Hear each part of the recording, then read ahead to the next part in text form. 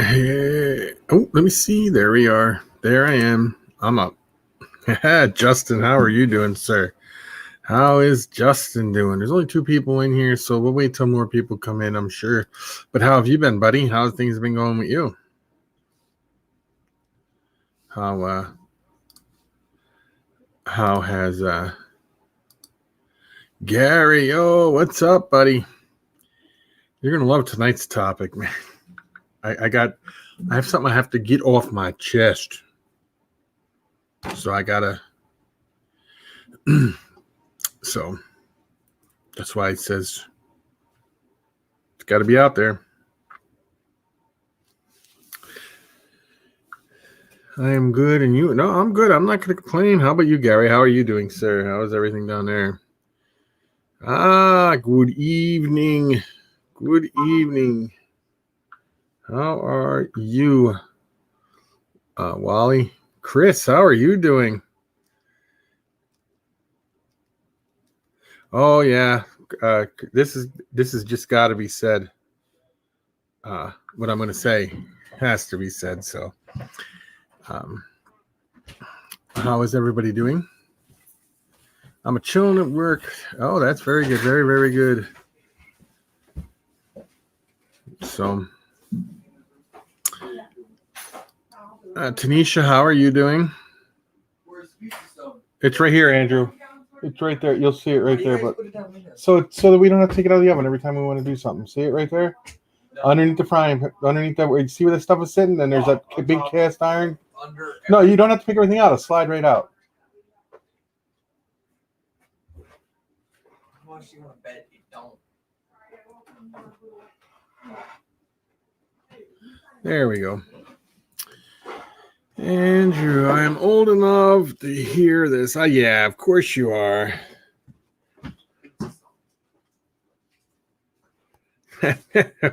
No. I'm just saying that because I don't know what's going to be said in the comments when I say what I got to say. So how is everybody? Is everybody doing good? I guess we can get the party started. I'll just come right out and say it. I'm 6. I don't know, Gary. You might not be able to be there then, buddy. Anyway, okay. Now, yesterday, I'm not going to mention any names, nothing except for one.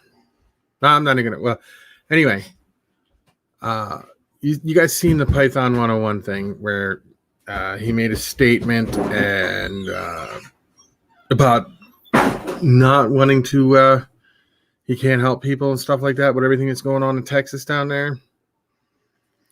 And then I found out that, they said it right on. They said it right out there that he has he's on the spectrum, if you guys know what I mean. Okay. Now, for them to give him such a hard time, it's kind of ridiculous as far as I'm concerned.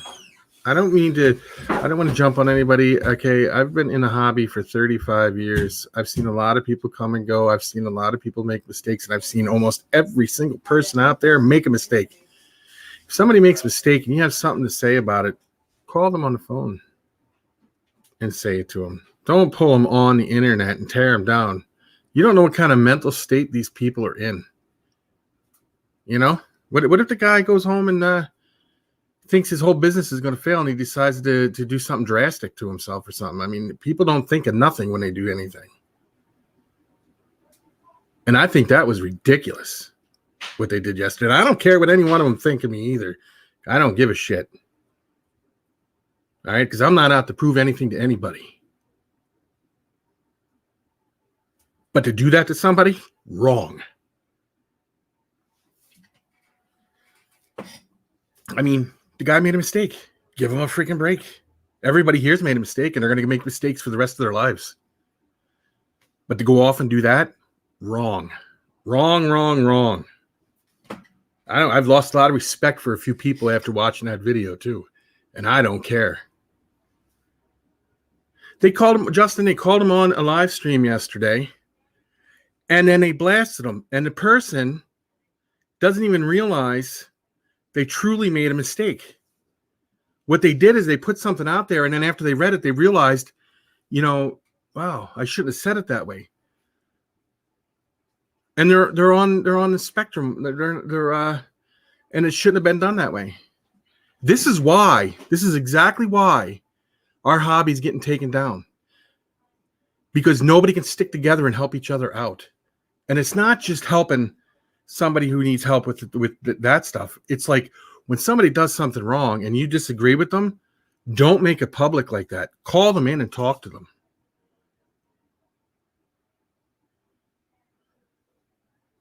I understand that, he shouldn't have said it the way he said it, but he probably didn't even realize he said it that way.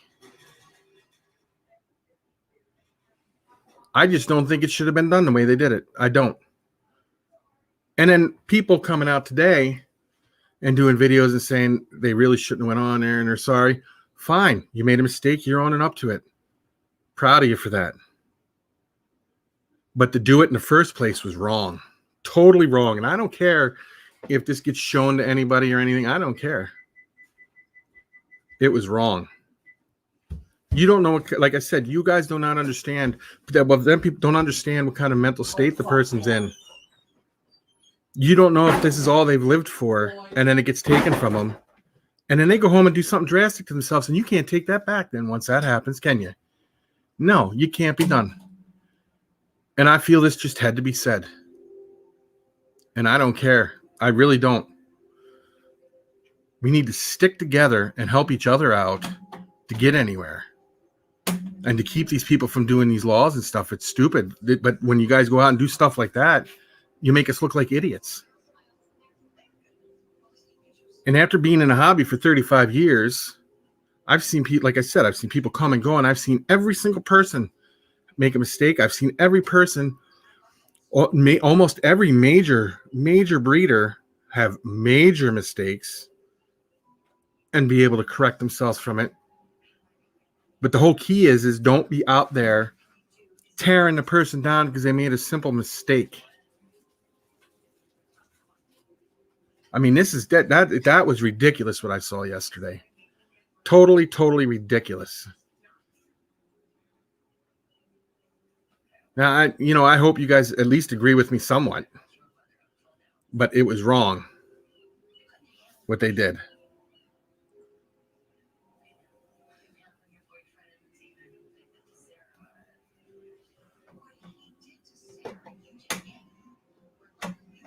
Yeah, see that, I understand they were unprepared for it down there, the weather.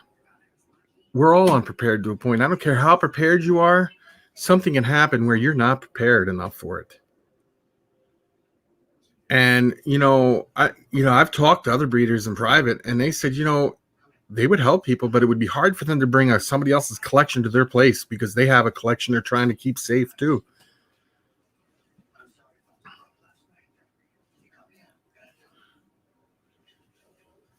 Yes, they did, Chris, and it was wrong. And he's got Asperger's syndrome, okay? And I have a niece who's on this, not a niece, but my cousin's daughter was on a spectrum and all, and I know that they do things. And one of my son's friends from high school had Asperger's syndrome, and they say things and then they don't realize what exactly they said and how it came off, and it was just by. And then they think about it and they're like, wait a minute, I shouldn't have said it that way. But no, people try to tear him down, to destroy him. You know why they're doing that? Because they're jealous of him, because he's got a better collection than they do. And he's more successful than they are. And I don't think that was right the way they did that. I just don't. And then to tell him, no, you sit here and listen. You can't, no. Yeah, that was fine. That, I understand that. That was fine for him to bring that up and talk about it, because he did say it was fine. But to tear him up on that live stream like that, he couldn't even say nothing. He just sat there. He just took it. He couldn't say anything. That was wrong as far as I'm concerned.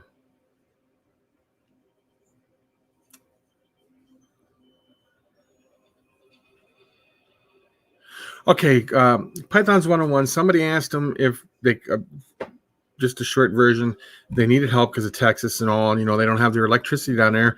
And he basically said, I really can't help you. The only thing the only collection I got is I'm worried about is mine. But he didn't mean to put it off that way. That's just the way it came out.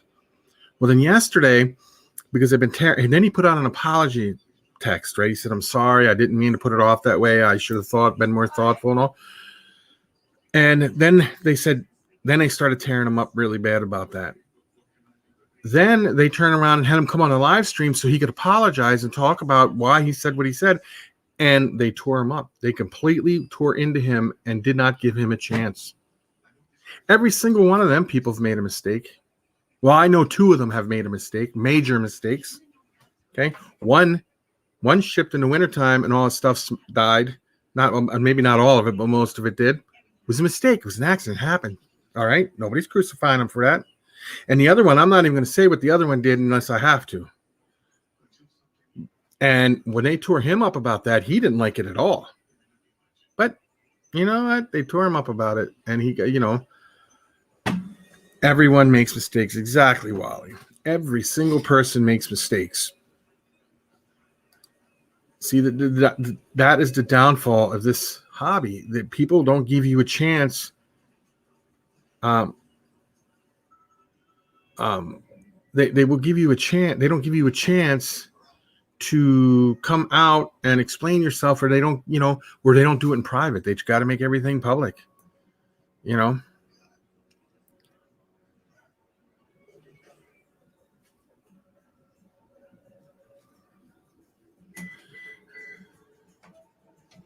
Yeah.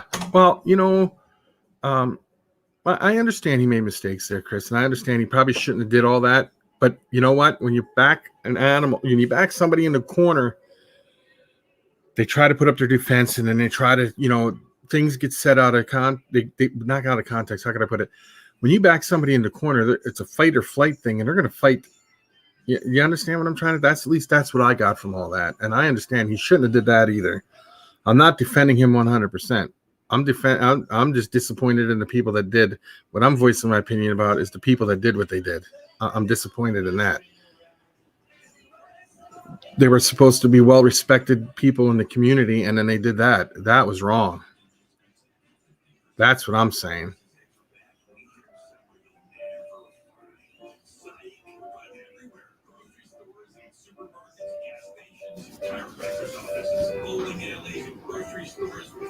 Exactly, Chris.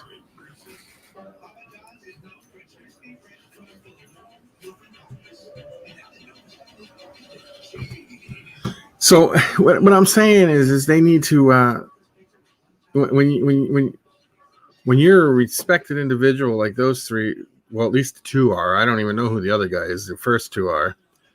And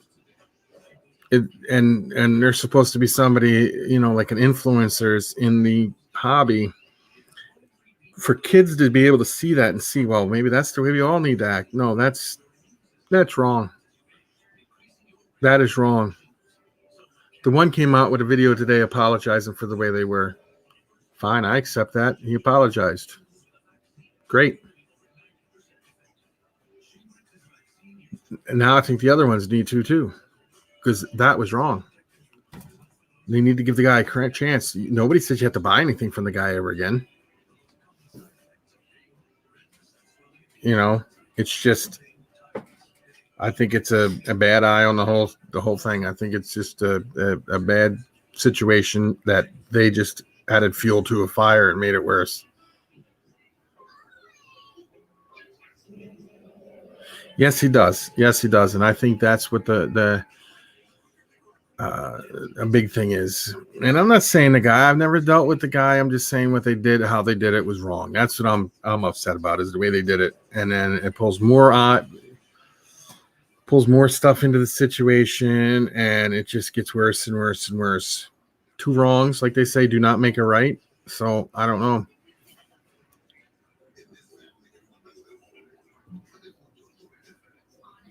Way they are because of the exactly, yeah. And these are the reasons they're passing laws against us and everything, is because nobody's sticking together.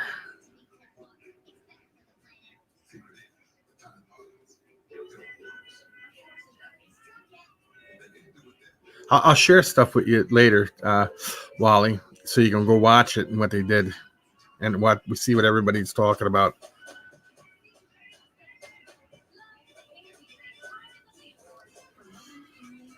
So I'm not going to hold anything against anybody. I just think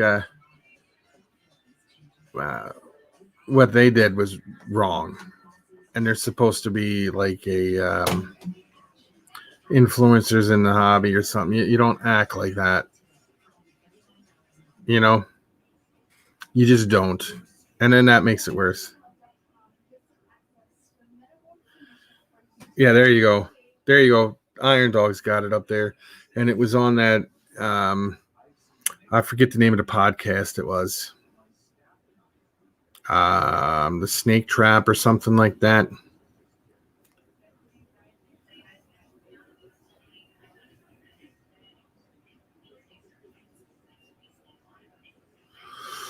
What's your question? Did you have a question? Okay, and let me see.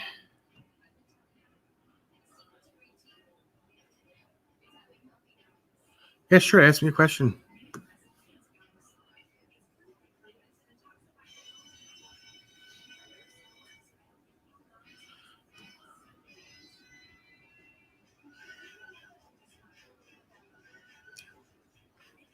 Spartan, how are you?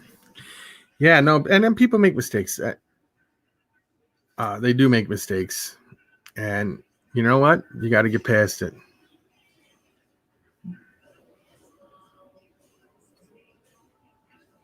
Exactly, Oregon Exotics. Exactly. I think it's all.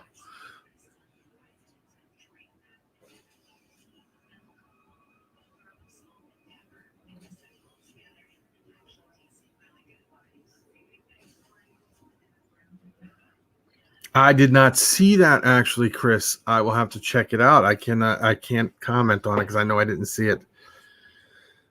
Dave Palumbo called FedEx out on YouTube and Instagram.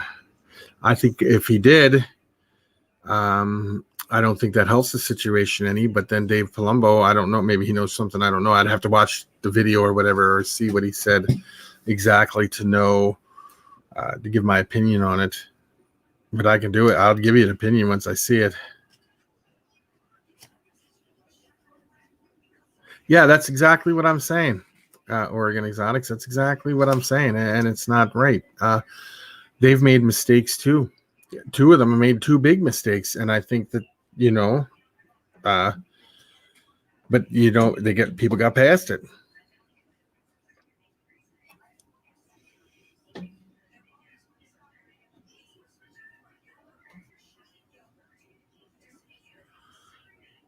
All right, Gary, I'd like this. Yep, Gary, I want to see what you think. Yep. And I know there was and some people don't like to say things because they're trying to run businesses and all, and I understand that, and they don't want to get drawn into all the drama, and this is drama, and it's unnecessary drama.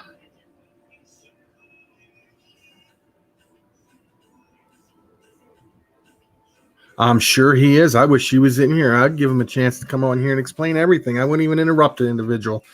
If somebody knows how to get in touch with him, get in touch with him. I'll have him on here right now, and I won't let nobody say nothing to him. I'll let him come on and speak his piece.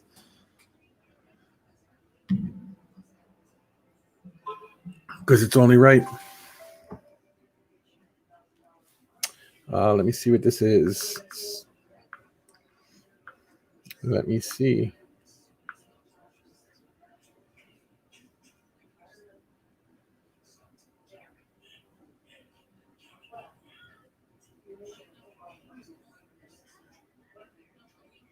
I'll have to watch it in a minute there, Chris, as soon as I'm done this. Because I didn't even know he did. I didn't even know anything happened.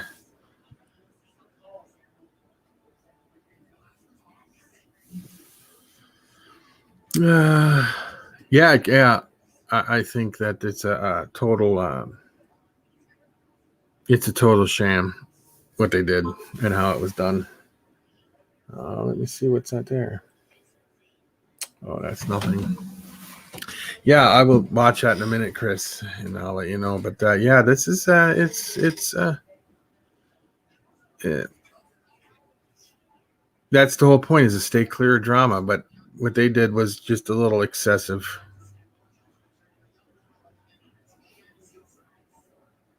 I have, I think everybody's seen a little bit of drama, and everybody's had drama pulled on them, which is just, yeah, exactly, Gary. They used the situation to get clicks, I think. And it was wrong the way they handled it. And I understand people are mad. I mean, people could be mad, but they could handle it a different way. They really could have.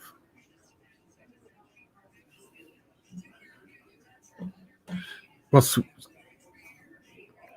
Spartan. So what are you pulling there, buddy? What is it? What are you gonna have?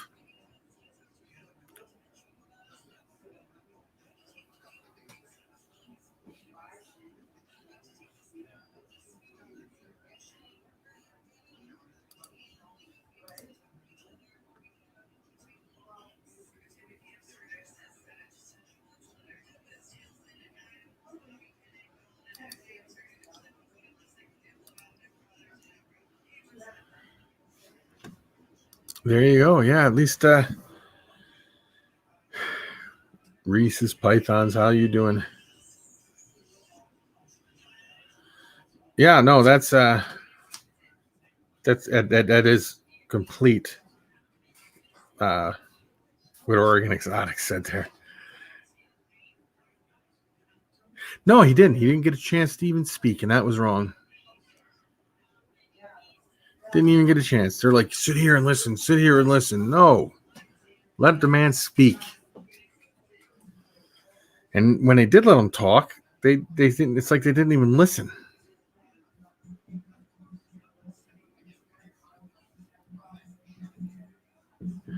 That's true. That's true, Magnus. That's true. But I think people look for it also. I think people kind of put it out there and really look for it, and I don't think they look for people to make a mistake so they could pounce on it and try to ruin people, and that's wrong. Rob, how are you doing? Would you like to come on here, Gary, and give your opinion? I'll add you on.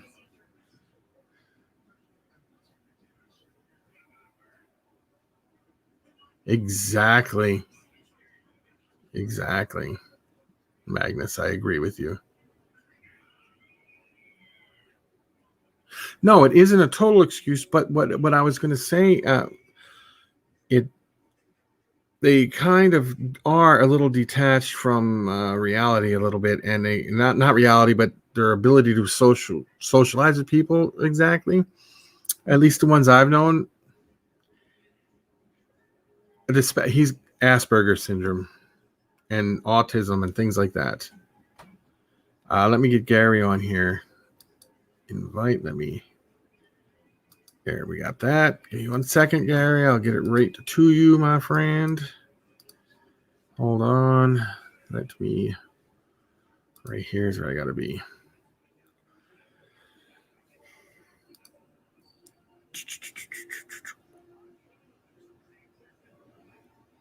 I'm looking at your hatchling right now, Wally. It's crazy looking. Wow. Huh. Oop.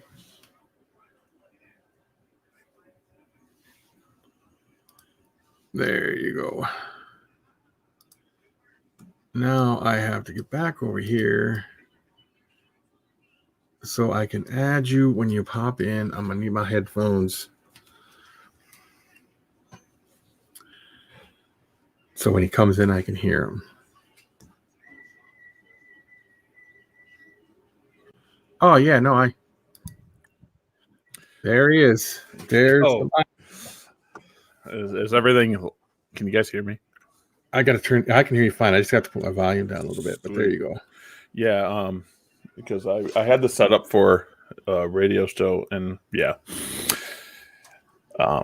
People aren't going to like my comments. I think you'll understand where I'm coming from, but I don't like the live. I didn't know there was a live, but if there was a live and they called the person up there, that's uncalled for. But I'll share it with you later so you can see. Yeah, but at the same time, if this person was never called out by their peers, he would have never thought he did wrong. No, okay. Yeah. But what I was gonna say, they could have did it a different way, though. Yeah, they could have done it a different way, but I mean, it always backfires. I'll give you an example. I'll say names. I am a straight shooter. Brian Barczyk and me were best friends. I called him out, and I called him out in the right way. I called him out and I said, I don't agree with this. But since I had power in the venomous world, he did not like that my name brought him down in the venomous world. So he has not talked to me from that day. And I just said, hey, holding a venomoid. My exact word was, holding a venomoid in public is going to hurt the hobby that I love. He has not talked to me since he has not talked to me since that day. So, but since that day, he has never done it again. And everyone else since that movement, like I said, someone else here said, is if they weren't called out, the next person might say it. Now, I don't agree with how they were called out, but I also agree that the guy should have, like we said on the radio show yesterday, he should have not said nothing. No. Because let's be honest, if someone came to me, even you or Wally, and says, hey, guess what? I need help putting my geckos in a warm area. Them geckos will not enter my room, but they'll enter my house. I'll have them warm. I'll have them safe. But there's no way anyone's animals is going to enter my gecko rooms. It won't happen. No. But like I did say in the very beginning, I don't know if you were in here, I said I don't agree with what he said, how he went about putting it out there that he couldn't help the people, because I do think the way he did was harsh, but they don't have to pull him on and then not give him a chance to even speak. Yeah. You know? Yeah, and since you said that, I'm thinking about reaching out to the guy and saying, hey, guess what? If you want to get on the radio show, we'll let him speak. I don't mind letting people speak. But Brian Cusco and the other two people, they're not big. Brian's known because of Dave and who else did Brian Cusco? Like, there's a few people that brought him up, Brandon and stuff like that, made his name bigger than it is. They were looking for clicks. It was something hot on Facebook. They were like, if we do this, it's going to bring clicks to us, because let's be honest, there's no bad publicity. Look at Brian Barczyk. Brian Barczyk is probably known as one of the people that sells sick animals, has bites, has this, has that.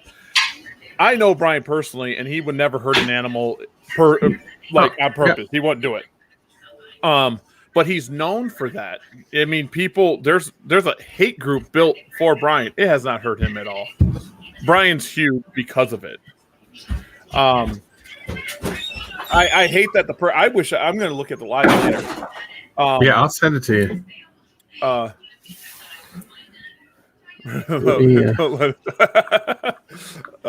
I agree. I don't think, the way he did it, what I'm upset at, I'm not, I understand he had to be corrected on the situation, but what I'm upset is the way they did it.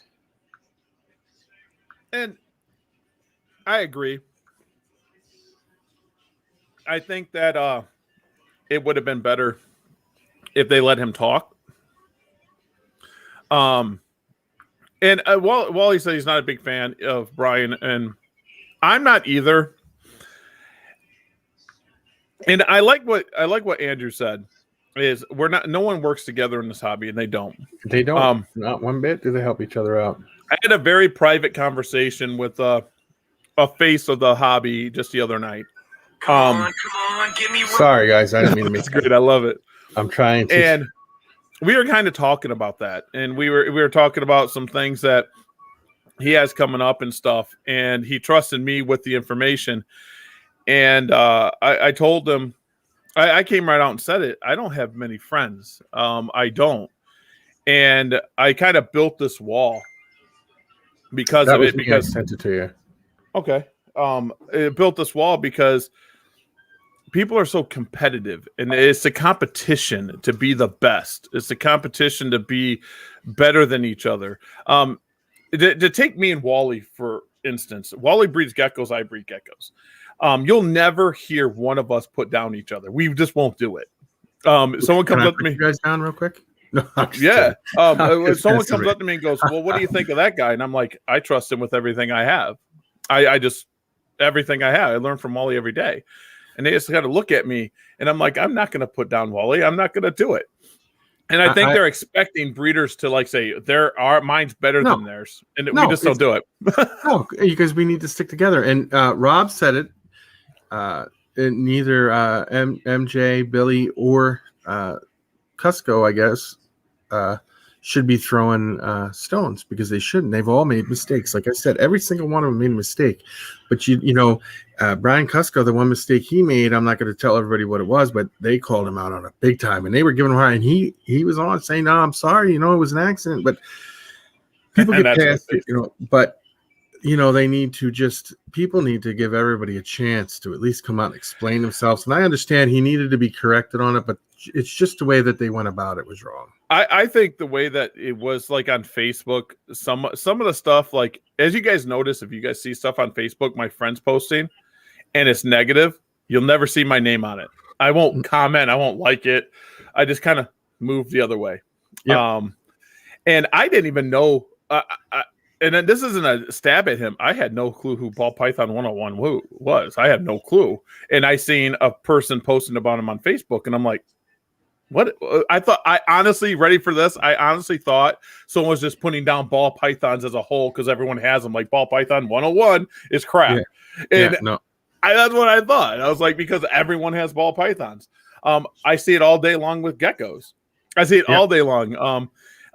Ryan and some other people from the Madison Herp Society put up a meme saying that something to do with monitor keepers looking at gecko keepers in a different light, and it had the cartoon, one of the cartoons all dressed in suits when the gecko keeper wasn't. Yeah. And I said, oh yeah, I do that all the time too. When I work with my monitors, I look at myself in the mirror and say, you're a gecko breeder, you know, and I laugh. Social media has given everyone a voice, and the lines are drawn. Every single person in the chat can have a different line. Andrew and I are going to have a different line. Of course. Gecko, or Supreme Gecko, Wally's going to have a different line than me. And usually the good people are the ones that just say, okay, and they take it and they kind of go down in the corner. I could tell you, I have a really good friend, Uper, Jason. Him and I don't agree on a lot of things, but you know what we do? We call each other on the phone and we talk about it like two grown adults do, and don't throw it out for everybody to be jumping and throwing their 2 cents into it, and we work out our differences and we're fine. That's what adults do. Oh, I agree. I didn't think this thing was that big a deal. I mean, the ball python guy said it, and I was like, okay, have some fun on Facebook. Live? I mean, they're reaching for clicks. Well, what I said is the way they did it.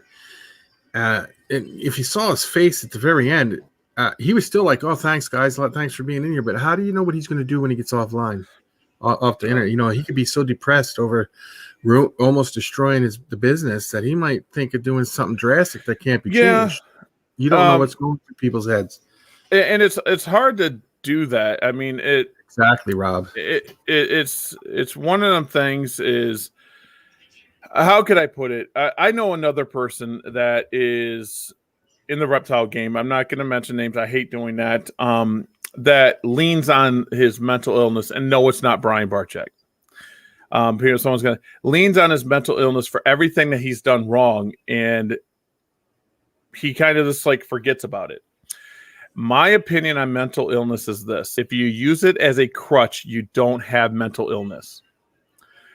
I am huge on that. If you use it as a crutch, you do not have mental illness.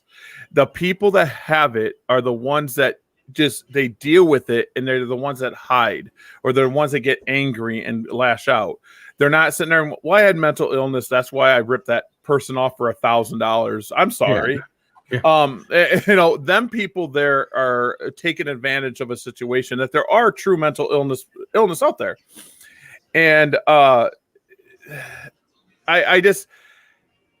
talked to Wally about it before, and I've talked to some other friends about it before, and I just kind of put my head down and I go my way. And it's just, I have a problem talking to people. That goes with any disability, though. Yeah, like you're only, you know, if you let your disability keep you down or you use it for an excuse, it's not a true disability if you're using it for an excuse for everything. yeah, like I like the big thing. Like I have trouble putting out YouTube videos, and I never used to have that problem. I never did, and I'll sit here watching a video, and I just won't publish it. And before like the live, you can ask Ryan. Me and Ryan and Katie were talking before the live on my Young Explorers. I was nervous as could be. I was shaking. Huh. And as soon as they said live, I snapped out of it. And I was good to go. Now, do I have mental illness? Nope. I have normal anxiety. It doesn't affect me. Exactly. Oregon Exotics. They built. I'm sorry, I didn't mean to cut you off. No, go ahead. What he was saying is, he said they built an army of keyboard warriors, and that's the truth. Social media has done it, and that's why launching TRR was kind of hard for me. I was like, am I doing another double-edged sword? Social media sucks. I mean, everything to do with it is YouTube sucks. MySpace sucked. Facebook sucks. Twitter sucks. Instagram sucks. But if you want to be anyone that's anyone, you got to be on it. I mean, if you sit there and you guys are thinking about mental health, and I agree with it. Brian Barczyk hates my guts. Go look at his videos and look at some of the hatred put on his videos. People put hatred on there all the time, and I you know, just because you don't agree with them, don't mean you have to put hatred out on somebody. How I say, if you don't agree with someone, click by, move on, and good to go. Let them be who they are. Like someone asked me the other day if I hated Frank.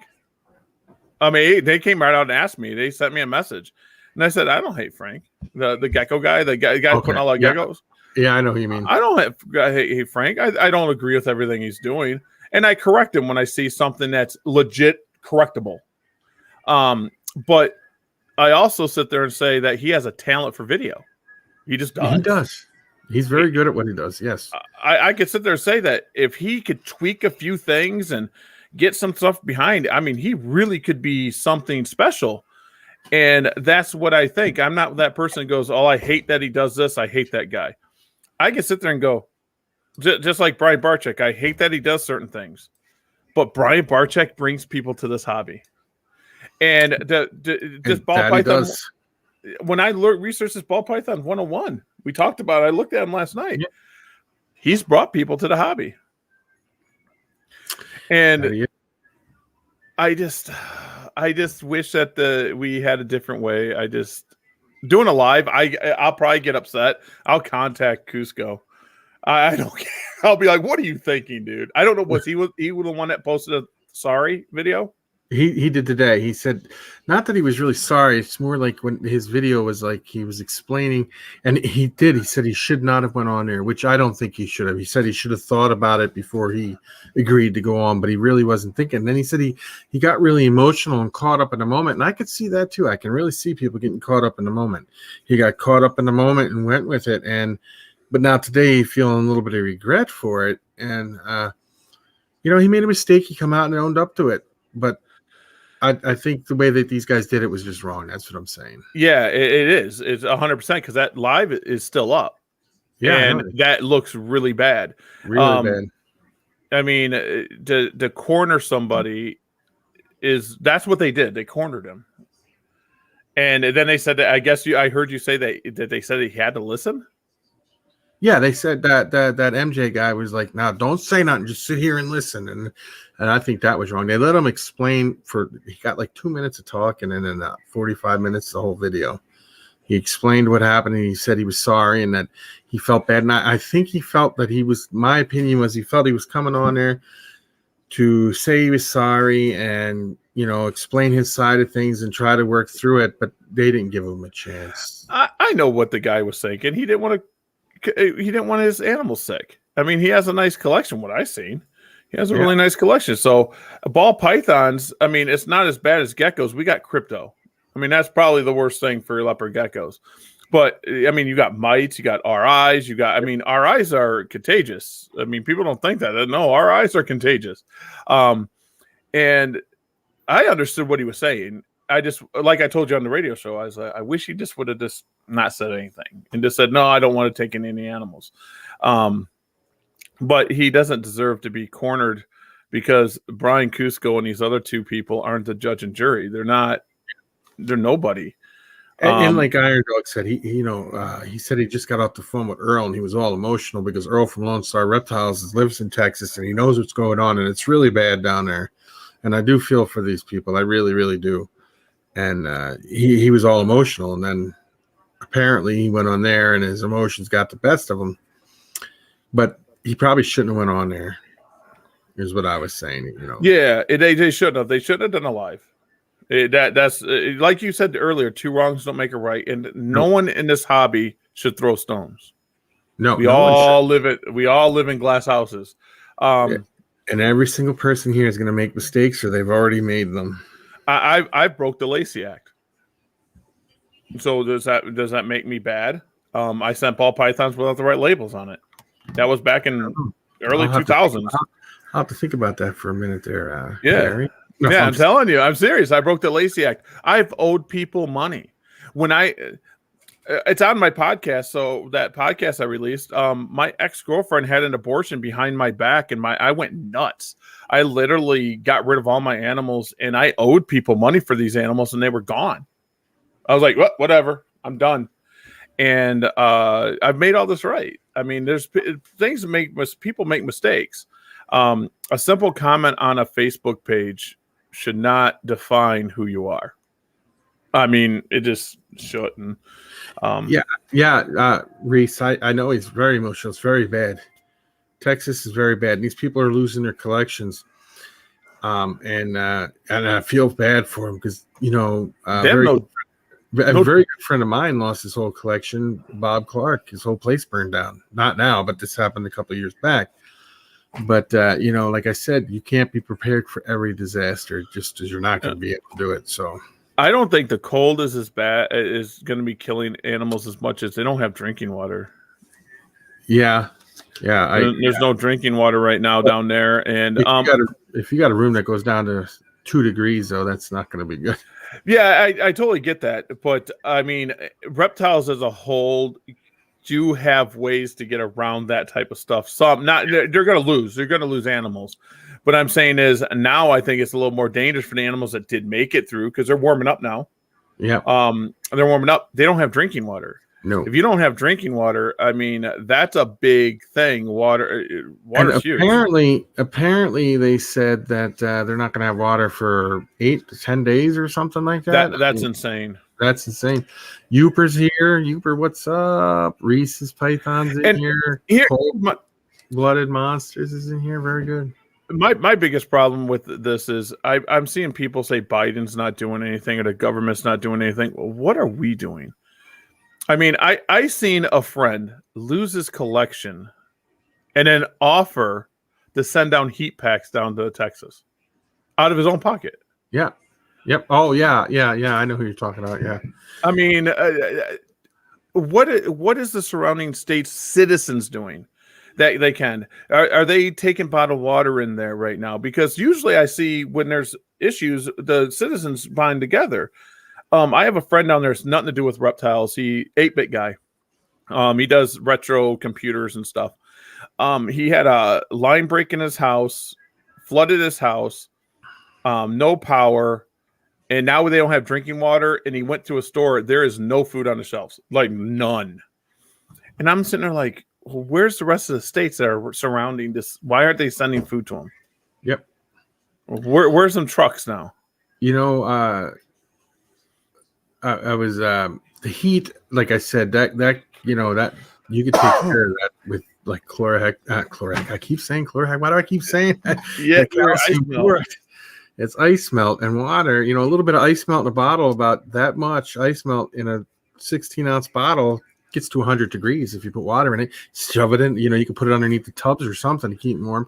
But the water situation is where they're going to run into trouble. It's already been like 7 days with no water, 8 days, and then they're going to go another 8 to 10 days without water. That's like a month, almost. That's a half a month with water. It's crazy. That's a scary situation.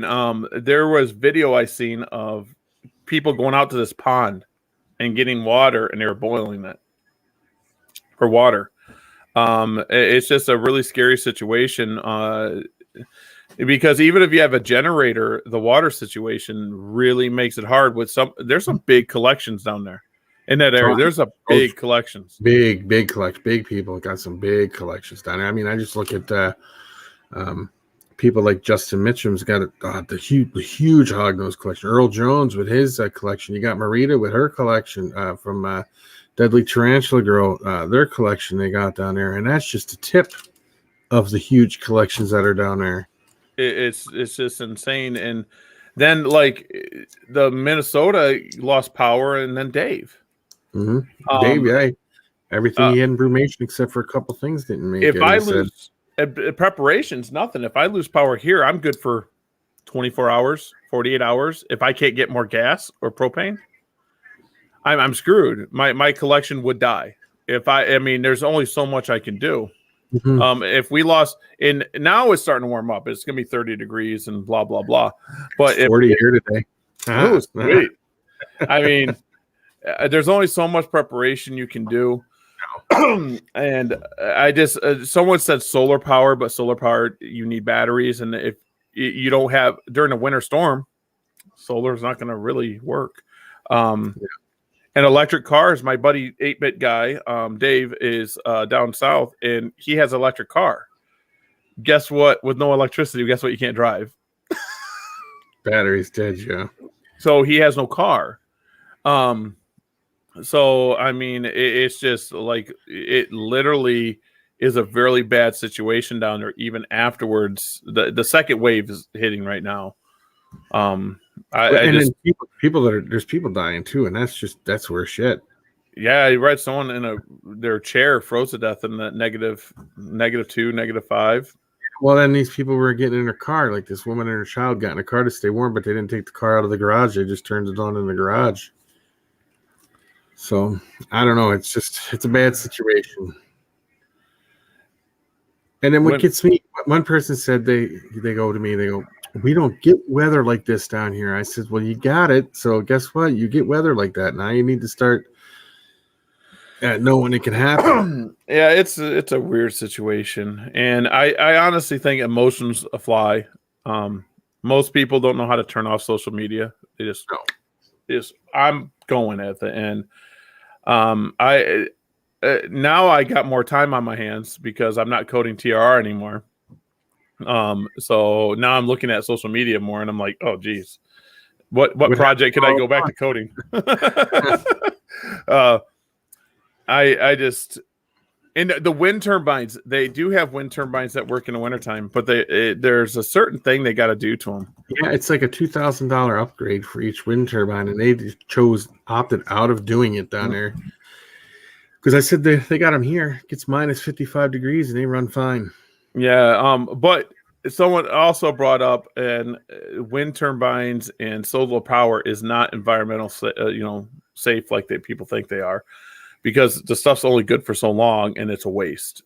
Batteries are only good so long too. Well, the blades have to be changed every 10 years. Yeah, and the blades are an environmental disaster because of the epoxy and all. They have to bury these blades, and they don't even biodegrade. It's just horrible. They need to come up with a better solution. Yeah, they I don't know what they got to do because they got to be light. I know they're heavy to us, but they got to be light for that wind to move them. And like solar power, you got to have batteries. And batteries are mined. The stuff that makes batteries are mined. Mm-hmm. So everyone keeps going back to coal, and I'm like, well, coal always does burn. No, Reese, it is not. It is not snowing up here. We haven't gotten much snow, but it was really cold. Like I said, it was -50 degrees here, and but that's it. There's not much snow. We got about 1 inch of snow outside for all winter, I think. Yeah, I saw the snowpack map that they had up, and where I live at, it's like a circle with no snow in it. It's weird. To tell you the truth, Wisconsin, Green Bay area, nothing. I mean, literally for what we're used to. I know down south, I think Wally's been hit pretty hard. But Green Bay, we had one bad storm this year. And it's like, whatever. A couple days of negatives, whatever. We deal with it for that. We usually get like 2 to 3 weeks. And Now we're in the 30s. The rest of the until mid-March. I think we're going to be like right around 50 here on Monday, and then it's going to be in the 40s and 30s from there on out. So I'm going to take it. I'm going to take it too. Reese, not Reese, but the Iron Dog. You said that you're getting you got a something that you're doing a video about tomorrow or something that's going up tomorrow, and a new animal or something. You have 18 inches Wally on the ground. I know. I seen your one video that you showed, and you guys got a lot of snow. We have like 8. That's a good question, Rob. I don't know how they determine who gets it and who don't, because they got a reptile relief fund out there, and they're going to do all kinds of donating to and like have an auction or whatever, I think. How do they determine who gets the money for that? And, if it goes to only the bigger breeders, that's not right, because the little breeder suffered just as much as they did. How do they determine who gets it? Your guess is as good as mine. I just seen that reptile relief thing. Was it on Facebook? I know the Madison Area Herp Society does a lot of charity auctions, and we raise a lot of money. Not me, but the society raises a lot of money every year for different types of things. I'm not sure. Something like this, I have no clue. I have no clue. I do know that the person in Green Bay that got his ball pythons taken away is suing the city, so maybe he'll get some money. Maybe he'll get. He might get somewhere too. It depends on what like when you were talking about that, you weren't sure exactly what happened. I remember. It was something else that made them go into the house. I don't know if it's drug related or something else. And they took all his ball pythons, and the city ordinance one was the mice and rats. The ball pythons didn't break the law. No. So technically he shouldn't get his mice and rats back. Technically. But he should get the ball pythons back, but they're already gone. Yeah, I remember you said they were giving them out to people. And he had gravid females, top-notch females, and I'm just sitting there looking like I didn't want nothing to do with it. Because once it got into that point, I wanted none of the animals here just because it was shady. It was not animals needing help. It was the Humane Society in the city trying to get money. Yeah. And I hope this guy sues the hell out of Green Bay and he wins. I hope he does. I hope I get a big breeder here. All right, Rob, I'll be looking for Chris. I will definitely be looking for that video tomorrow. Chris got a new edition today, and he's dropping a video tomorrow, so that'll be interesting to see. I want to see it. Yeah, today. Do a video right now. I just turned down a. Hey, how you doing? I just turned down a leaf-tailed gecko today. Did you? And it's a female. I need it, but it's wild caught. I can't take wild caught. I can't do it again. Oh. See, and that's a good point, Rob. Who started the reptile relief fund, and that makes it hard to give to it because you don't know who started it, you don't know who's getting the money, you don't know how the money's going to be distributed. I mean, you get one of these great big huge breeders, and they give it to them, and not to the other person who lost animals. I mean, is that right? No. There was people on Fauna Classifieds back in the day that used to do stuff like that. Over Miami, hello. And a buddy of mine, Chuck, passed away. He was a Fauna Classifieds member, and he passed away. And they were doing a fundraiser for him and his family. Okay. And that reptile fundraiser stole all the money. Yeah, see, that's what you got to worry about. It was a lot of money. So I don't know. Why is it named 101? I don't know. I've heard it, but I didn't see it, so I don't know what it was. The ball python 101? No, the name of the reptile relief fund. Maybe the guy that owns ball python 101 did it. Maybe it's. I couldn't tell you. The reptile relief funds, I get it. But I guarantee the people that lost their collections right now and still don't have water, or maybe they don't have power. I don't know if they all got power back right now. They're not worried about getting more reptiles right now. No. They're not worried about getting more reptiles. Some of these people's homes are destroyed by water because the pipes, they don't think about winterizing pipes. And my buddy 8-Bit guys, up here in Wisconsin, we're used to going out and, draining that freeze line for the outside faucet so you don't burst your outside line. Yeah, we do that. Yeah. He didn't think of it. He didn't. What's that mean? Why do you got to have a freeze line? And that's where it broke, and it flooded his whole house. It broke, and it just. I mean, it was 1.5 inches of water in his house. And they have heat tape here too that you put. Yeah. It's not heat tape like you put under your reptile cages. It's actual heat tape that wraps around pipes. It's to plug in. And they didn't think of that. So now we got, water lines breaking from this instant freeze and now thawing out, and they're cracking. So they got these issues. And someone just posted on there, no power, no water, no gas. Some people got water and electricity yesterday. That's just... Yeah. Oh, and I suppose I wasn't even thinking that. If you have no power, you can't have the heat tape. Yep. But I did learn that if you have no power and the heat goes off, if you open up your faucet, the lowest faucet in the house, and open up the one upstairs, and let them trickle a little bit, they don't freeze. Because what happens is the pressure builds up because water expands when it freezes. So what happens is it builds up so much pressure. It'll stay liquid as long as it's being contained, but the minute that water releases, it freezes. It's not like it freezes in a pipe and breaks the pipes. What happens is the water starts expanding in the pipe and then breaks the pipe, then it freezes. That's why when it breaks, you get sprayed in the face with water. That's like if you put an ice cube under pressure, it'll melt. Yep. Doesn't even have to be hot pressure. It could be below zero, push it under pressure, it'll melt. Wow. Oklahoma had over 50 water mains break all over Tulsa, started flooding the streets. 2 years ago here, every fire hydrant in town except for 2 busted through the ground, shot up through the ground. It was crazy. It's insane. Yeah. Let's see. Someone's talking to me on Facebook.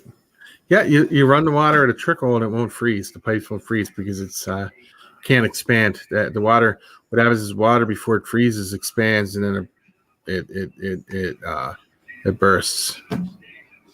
Then it freezes.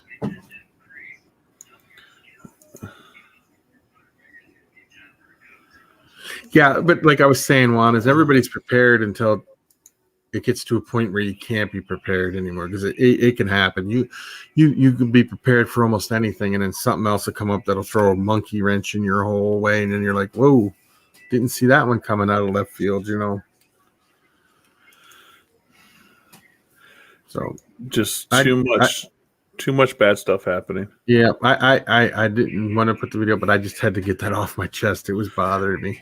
Yeah, you're right, though. I mean, they shouldn't have did a live and called the guy out. I mean, if they wanted to do a video about it and say, hey, I don't think this was right, and did it professionally, I would say, guess what? The guy made a mistake, and he's dealing with the consequences. Don't corner the guy. No. Don't corner the guy. Don't sit there and corner him because there's a lot worse people in the reptile world than that guy. There are a lot worse.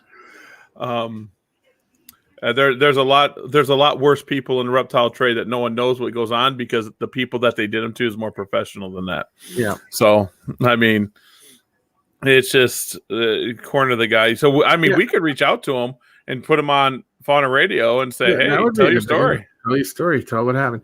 40 years ago. 45 years ago, they would have never gave this a second thought. You do realize that, right? They'd have been like, yeah, well, whatever. Yeah. I mean, I understood what the guy was saying. Like I said on the phone, I wouldn't have said nothing, but I understand where he's coming from. He didn't want anything coming into his collection. Yeah. I mean, who would? No, and I guarantee you talk to any of these bigger breeders, you say, can I bring stuff over? They'd be like, no. They don't. Some of these people won't even want it at their house for fear that they could carry something from their house into their reptile room. I know breeders, including myself, that don't let people in their reptile rooms because of it. I Yep. don't let people in my rooms. I mean, it takes Unless it. it's Wally. If Wally came over, I'd let him in my room. Yeah, there's certain people that I would say, yeah, because I know that I know them. I is, like you could come in, Wally came in, it'd be different. But like, I have someone come over to pick up a gecko. They sit in my kitchen. I'm like, hey, you're not going downstairs. You're not going to look at my geckos. It could be anything from security. They sit there and watch how I get in, watch what I got, pulling tubs. It could be them having something and giving my gecko something. I don't want that. It's just I work too hard for my collection, and everyone does. So I understood that from him. I'm like, he just said it bluntly. He just like, I'm thinking of me, Yeah. Wally, I don't think anybody had his back. But yeah, Chris, like you were saying yesterday, that nidovirus is so bad with ball pythons and stuff, and people don't realize they even have it in their collection at the moment. But when you talk to Steven Tillis, he's a friend of mine. He's not a real friend. I know him over the social media and stuff, and I have talked to him for a lot about it. I've been watching him since he was a high schooler breeding blood pythons and stuff. And the reason he was going to do zoological, and then he got into the working with the nidovirus and stuff, trying to, working with a lab and stuff, is because he moved. And when he moved, he set up his new reptile room, and he noticed that he could walk through his reptile room and say, this one there's something wrong with, this one there isn't, that one there is, this one there isn't. And he could just see it all. And he realized, after he realized that like half his collection had nidovirus. And it was all because stress. You stress one of the animals and they'll get sick. And moving them made them sick. So then he realized it. Now he's been working with, again, trying to get the information out about nidovirus and working on how to, how to stop the spread of it. Because, they're not born with nidovirus. They catch nidovirus. So if you have snakes that have nidovirus and they lay eggs and you remove the eggs, the babies won't have nidovirus. Only the parents will have it. And it's spread through contact. So you can't share a tub with another snake. You can't share a water bowl. It's everything's got to be separate. But I've seen these people. If I'm not mistaken, Steven Tillis had the massive collection, and everyone that came back positive, I think he put down because he didn't want to spread it. I could be wrong about that though, so don't quote me on that. But yeah, that's a guy I would like to get on the radio show to talk about because he's been working with it. He's done let's do that. On it. I just sent Ball Pythons 101 an email saying, hey, I want to get him on Friday. He can talk about it. It'd be me and you. We'll send him some questions before, so he's prepared for him and he can stay aside. And then I said, we can just talk Ball Pythons afterwards.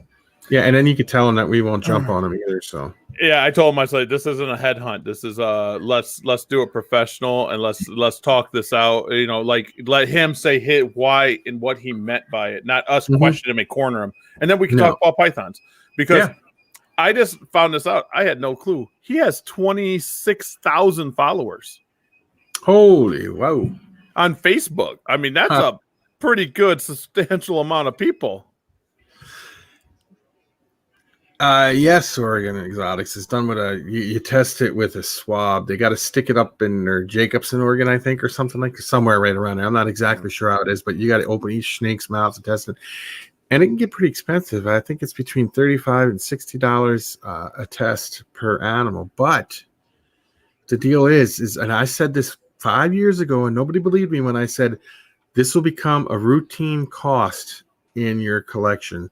When you go to sell an animal, if you have a paper that's saying this animal is 100% guaranteed to be nidovirus free, people will spend the extra $100 or whatever it costs you to get it tested to make sure it's not coming to them with that sickness. Yeah, the rhinovirus is a pretty messed up He's thing. got almost 80,000 followers on Instagram. That's insane. I mean, that's why we're going to get him on. Well, I'll talk to him some more and get him on and say, hey, look, it's not a headhunt. We're going to let you talk. And then we're going to talk ball pythons. I mean, the guy clearly knows ball pythons. I mean, obviously, yeah, damn right he does. What I was going to say to everybody, though, is we do a live radio show every Friday. So you guys got to tune into that, too. Yeah. Now that I'm done coding TRR, now it's out. I've been getting 2 to 3 hours sleep a night for the last 2 months, 3 months. Now I can advertise more. I can get out there and advertise. Sometimes I'd just be like, but TRR is now complete. It is a social media site that is just like Facebook, but for animals. You can buy, sell, trade, and it has a marketplace. Oh, a marketplace. Yeah, marketplace. There you go. How could you go wrong with that? So I want to get this ball python 101 guy on. We'll talk to him. His name is Chris. Yeah. He's from Cincinnati, Ohio. I don't know where he's from. He did videos. They were doing videos for a while, but I don't know what happened. He stopped doing videos, and I don't know why. I gotta have to go. I have to look him up because he might know me. I might know him. I don't know. Because when I was in Ohio, I dealt with so many people too. When I was in Ohio, I dealt with ball pythons. I probably moved 5,000 ball pythons a year. Yeah. So who knows? I might have. I don't know. I'm sorry, guys. I'm so bad. I'll remember a face. I'll be like, oh yeah, I know. I don't know who they are. Like I get people come up. I bought a gecko off you 2 years ago at Sewerfest. Do you remember me? No. I'm bad. And I got a really short attention span. Ask Wally. I'll be sitting there talking to him. I'll see something at my table. I'll keep looking over there. I'm like, oh yeah, I gotta go now. It's who I am. I would like to chill.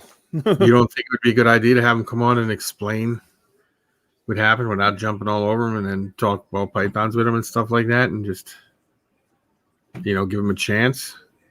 Nobody's going to jump. I wouldn't jump on him. I actually came on here to defend him a little bit. Yeah, why would you think it's a bad idea? Well, if we wait a while, there's two things that could happen. If we wait a while, it relights the flame. Yes, you want to get this over with and squashed. It lights the flame. So he comes on a month later, and we talk about it all, and say, "Yeah, back a month ago, we talked about this." Even if a month later, that show crushes it all, and everyone's like, "Whoa, he did have a point." It still reflames it. If we do it now, and he explains himself, people will be like, "Wait a second, that's what he meant." Whatever, and we move on. I don't like the point that the guy didn't get to talk. I mean, everyone deserves to defend themselves. And I just read the whole thing. I just read it. It says, I made a statement that was out of line yesterday. I made a mistake, and I apologize. I will correct it moving forward. What else do you want the guy to do? I mean, and he's got 526 comments on it and 12 shares. Let's see who shared this. I shared it with you, so. No, I'm saying is shared it on their timeline. Well, I can't see some of them. I read this thread. There's several people on there I'd not recommend buying and selling to. Exactly. Oh my God. Oregon Exotics. If you talk to them again, tell them to get in touch with me or something on Facebook, or Gary Orner here or something, because we would have him on. We would let him speak his piece. Definitely, he gets it. He deserves a chance to speak. Yeah, and I don't even want the whole show to be about that. I kind of just want him to speak about it and speak his piece. We move on to ball pythons. Because I actually have questions now about ball pythons. I mean, literally, I'm reading this thread. This is wrong. So what I don't get is the people are complaining about a post that he made that was a bad decision. Okay.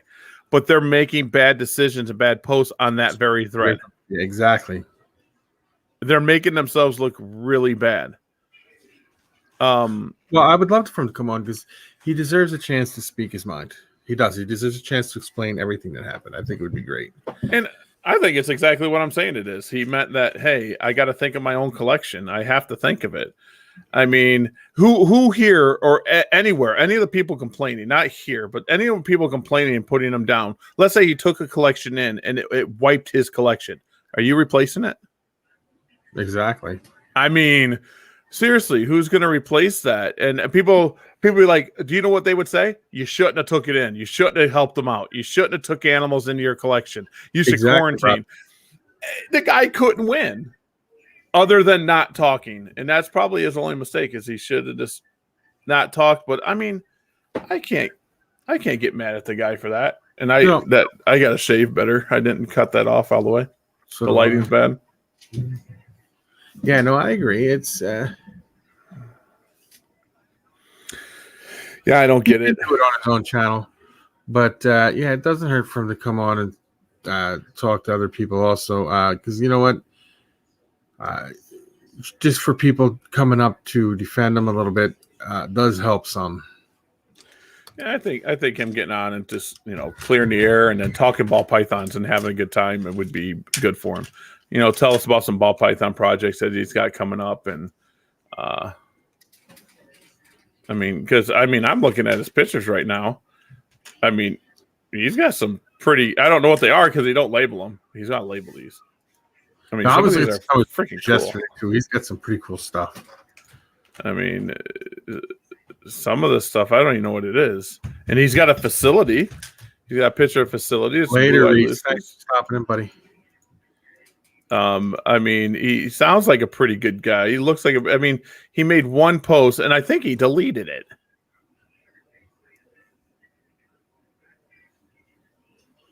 Oh my God, I can't believe these people. I just seriously. But yeah, I mean, it looks like he deleted the post. He made a mistake, and now he's just talking. Oh, he was on a podcast. Billy Colubrid?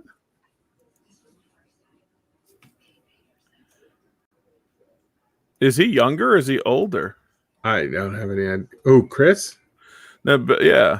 Yeah, he's not that. I don't know. He's about 40 maybe. Oh, okay. So he's my age. Huh. I don't know. Yeah, he's in Cincinnati, Ohio. Yeah, I thought it was over with after we talked about it on the show. I thought it was over. I was like, exactly, yeah, Rob. Nobody can throw stones. I throw boulders. Yeah. I throw boulders. But I mean, it's crazy. Like every single person's done something that's sketchy, or they thought of themselves. Everyone's selfish in some way. Mistake or something, and they're like, I mean, no one's clean. No one is. But if that's the worst thing that guy has ever done was make that post. Okay. I mean, I feel bad for the people in Texas, but I understood why he did it. You don't have to agree with somebody to understand it. If that he's makes from sense. Northern Kentucky, Rob said. Oh, he's actually from Northern Kentucky. Okay, so close to Cincy anyway. And he's about 35. So yeah, like I said, I was thinking he was around 40 or so, but 35. That's about right. Yeah. Well, I was looking at. He was on a podcast, and I was like, "There's a young kid and then another guy." I was like, "Which one's him?" Yeah. I don't see anything. I mean, I think it got blown out of proportion because no one would have been supporting him if he would have taken a collection and it killed off his. Yeah, no, that's the truth. Just because the same mentality is like this. If you're a millionaire, people think you should give your money to other people. Yeah, that's not right either. I mean, if I bust my butt and I become a millionaire, which won't happen, it just won't. I don't know. You got Dogecoin. Yeah, my Dogecoin. Yeah, Dogecoin. Yeah. I mean, would I take care of some people? Probably, but overall, I just live my life. But again, then you got to take a look at, did anybody help you get there besides you? Exactly. It's just, I wish the whole thing was different. Like people's helped me where I'm at.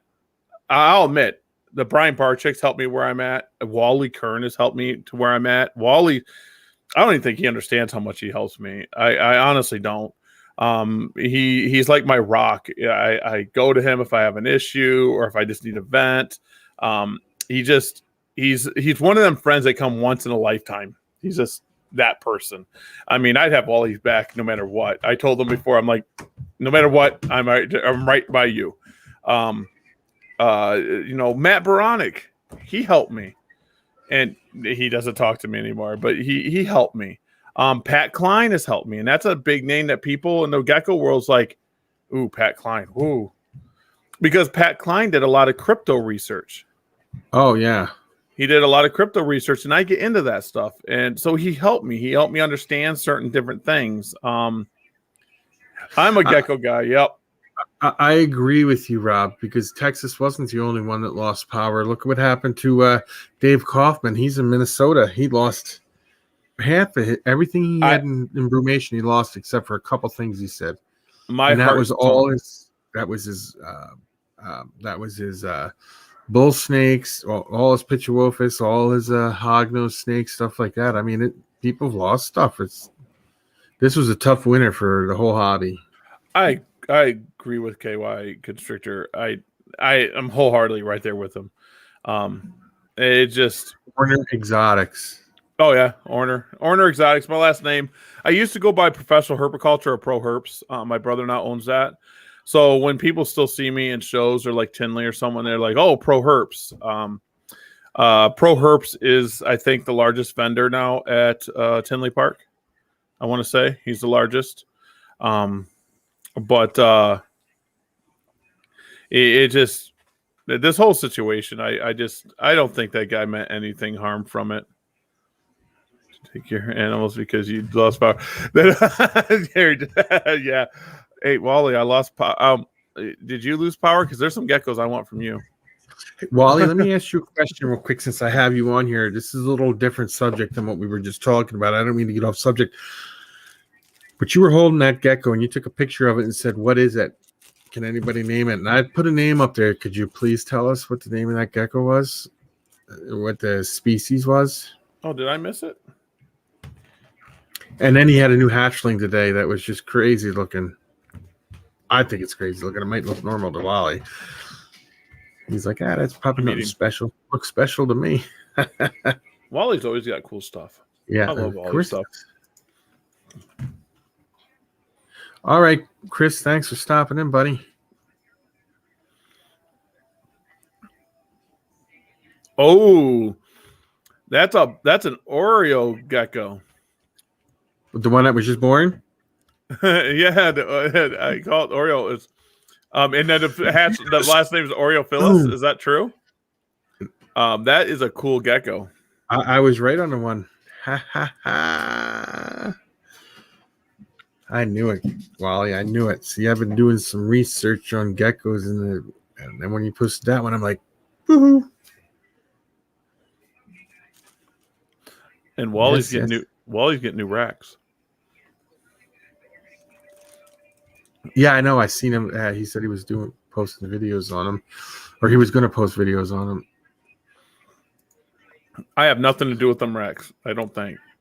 We talked about racks at one time. No, did you? I liked his rack that was worn in. It had that little bow in it. I'm copying Wally's racks. I'm building mine. I was going to spend money.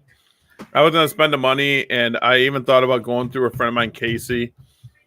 And I'm like, just build it. You know the like the Freedom Breeder racks and all that. The gray tubs they have, the ones without the cups in it. Yep. I found those from a food distributing. It was a restaurant supply store online for the big ones. They're like I forget, like 13 or 15 inches wide, right? And they're like 24 inches long, right? And they're like 5 inches high, deep. Yeah, for $6 a piece. And they're the gray ones. They're really nice. That's kind of nice. Rob, I will see you later. Thank you for stopping in here, buddy. I didn't get not Freedom Breeders, but IRS racks. I know Brian Hahn personally. He won't give me a discount. No. No.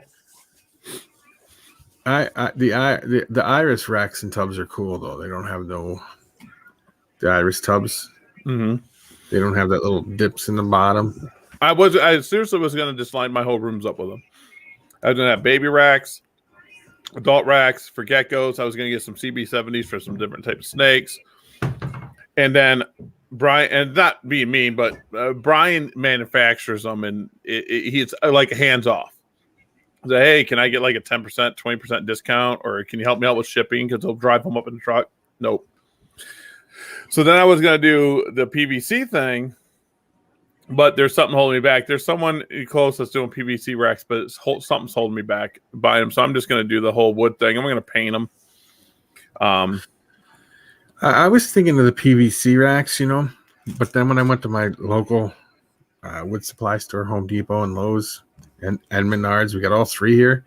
They don't carry it. They would get it for you, but you have to order a whole pallet. And they're $60 a sheet, but I don't know how many sheets are on a pallet. How many sheets are on a pallet? I have no clue. But if I made a bunch of racks, a person could sell them too. So, yeah, the problem with racks is you got to do them local because it's really hard to ship if you put them together. If you get ones that can be screwed together, I guess they're easier to ship. It's the shipping that kills you. Yeah, but you can go to shows too and sell them at shows too. If you travel them yourself, you can take them down yourself. I know Brian Hahn takes all them racks to the shows and he sells out every show. Yep. But I mean, I don't know what the profit margin is on racks. I would love to. I want to get PVC caging, like 4-foot caging and 6-foot caging, 8-foot cages for the bigger stuff. Yeah. And I want to do like a 8-foot cage by 6 foot tall by 3 foot deep. And everyone's like, why don't you just build out of wood? I want one that can be taken apart when it's shipped. When I take it somewhere, I can take it apart, put it together, and it's that big for my Nile. Oh, okay. Yeah, that'd be good. That's a pretty good idea. They're 4x8 sheets, Wally. But I have a whole workshop that I can cut them down and do whatever. But I don't know how many, if 200 sheets are on a pallet, I could never do that. That's a lot of PVC sheets. Yeah, I wouldn't. I don't know what's on a PVC. I mean, the plywood. There's what, 65. Yeah. See, I don't know. I never went and counted as many times as I never went in and said how many sheets are on a pallet. But I suppose I could count, and you would think it would be about the same, wouldn't you? About the same amount of sheets. It'd be a lot lighter than the plywood. Yeah. I just need to go ahead and have a cookout here and just have all my friends come over and help me build racks. Yeah, that would be fun. Just be like, hey guys, let's have a cookout. Let's build these racks, and then give a few geckos away, and we're good. Yeah. I might have some blue tongue skinks. Someone contacted me, so I might. That'd be cool. A 2x4 sheet for $28. That ain't bad. Because I know a regular whole 4x8 sheet is it's like $65, something like that. You do a 2x4 sheet. You can make small racks out of that. You mean just do? You would need, but that would be expensive though if you add it up because you'd have to build. You need 4 sides, a back, slots in the middle. I would do the economy racks where one of the sheets would be cut into 4 legs, and then I would make them the shelves just go up. That's what I would do. So I wouldn't have a front and a back, and I would do belly heat. Yeah, I was looking at regular plywood again, and I was thinking I could build some pretty cool ones with just regular plywood. I got a connection for heat tape, so I got that, but I haven't figured out how I'm going to put it down because I'm going to use wood. So I got to figure out the tape, or I need to like router the wood down. Well, if you do it and you put it in there and you have it just a hair where you can have the pieces come down to grab the tubs so the tubs don't actually touch the bottom. Yeah. You can have it up just slightly above it so that you can just run it on there. Because I'm ordering a bunch of 2-zone and 3-zone thermostats. So I can have them for each rack. But I need to have 32 quarts. I need to do 1,006 quart. And I don't know what I'm going to do, 12, 16 quarts, maybe 500. That's what I need. I need that by the end of the year. So it came out to be half the price of plywood, Wally? Plywood ended up being more money? I suppose plywood's it's not that it's scarce, it's just in high demand right now. $168 for the 24 tub rack is not a bad deal. That's not a bad deal at all. Now you were building that yourself? Or that's actually a really good deal. Wow. Well, Wally, I think I'll have to buy some round tubs from you then, racks. I learned so much from Wally because how he keeps his roaches to his, why my dairy cow isopods blew up because of him. I mean, he did that review of my tub and then he told me what else to do and I did it and they just like, okay, we're going to breed more for you. And they exploded. I think like I have one male that breeds all 1,000 females. Oh, plywood was half the price of PVC. Yes. See, that's what I was thinking. Plywood would be a much better way of going. That's just my opinion. Well, if I do plywood, I'm going to paint it. Yeah, I would paint it too. Yeah, I'm gonna paint it so it like seals it. I have a nice sprayer too, man. Professional. See, that's where you can get it. It's just plywood's so heavy, and I'm gonna put my stuff on casters. Yeah, so I can move them in and out. And then the basement here gets cold, so my floor's not heated. So on all my racks, my first 2 levels never get used ever. No. So I'm going to build my racks knowing that and build to the ceiling because most of my racks, except for my PVC racks, I think I got like 12 inches above those. All the rest of them got like 4 feet. So I'm going to, because I got old school PVC, old school IRS racks. Like they're like 35 years old. Oh. And I'll be probably tossing them. I'm going to build all brand new stuff. I just want. What's wrong with them that you want to toss them? Are they like they've been moved? They've been moved so many times. If you move them, they fall apart. Like literally, I can't stack them on top of each other anymore because they're supposed to be stacked on top and they're supposed to be 8 foot tall. And then they come down in 2 sections, and then you got 2 4-foot pieces. If I can't stack them on top of each other, it'd be too wobbly. I literally have them wall to wall. Here, Andrew, please. And then I got tubs on top. Like I got corn snakes because my room is 84 degrees. I got corn snakes just stacked on top on a shelf. Yeah, he caught this. He come in, he goes, and he caught him like that. And my I can't even keep my crescents in my gecko room anymore because it gets 84 to 85 degrees. Oh. My crescents are behind this now. But because I don't want to lose my females and my males. Because he's like losing concentration. I was listening to you. Trust me. No worries. You're in trouble. Yeah, she's been beating me up all day. See, I have that. I got that new mic. See, where's my? See, I got that new mic, and I dented it. The dent's right there. Oh, I got this. Sounds good. I like that. That mic sounds good. I forget what it costs, but I just made the thingy-majig come off. I think it was only like $130, but it's an MXL 990. There's a lot of different brands of them. I got this one because of the Wally says hi, Becky. Hello. This one here was $69. Come with everything you see. I had to buy all this stuff separate. But I got to get my room like lit up. I can turn on this light too, so I can go like this. I don't have to. He's trying to turn on this light. But no, he's thinking because I'm on a diet. He thinks because I'm on a diet, I need to hide the ice cream. Wow, you're supposed to keep that between us. Oh, just kidding. Tanisha says hello, Becky. Let's see. Gary says hello. Hola. Hello. Hola. He's the radio guy. I do the radio show every week. ¿Cómo está? ¿Cómo está? ¿Cómo está?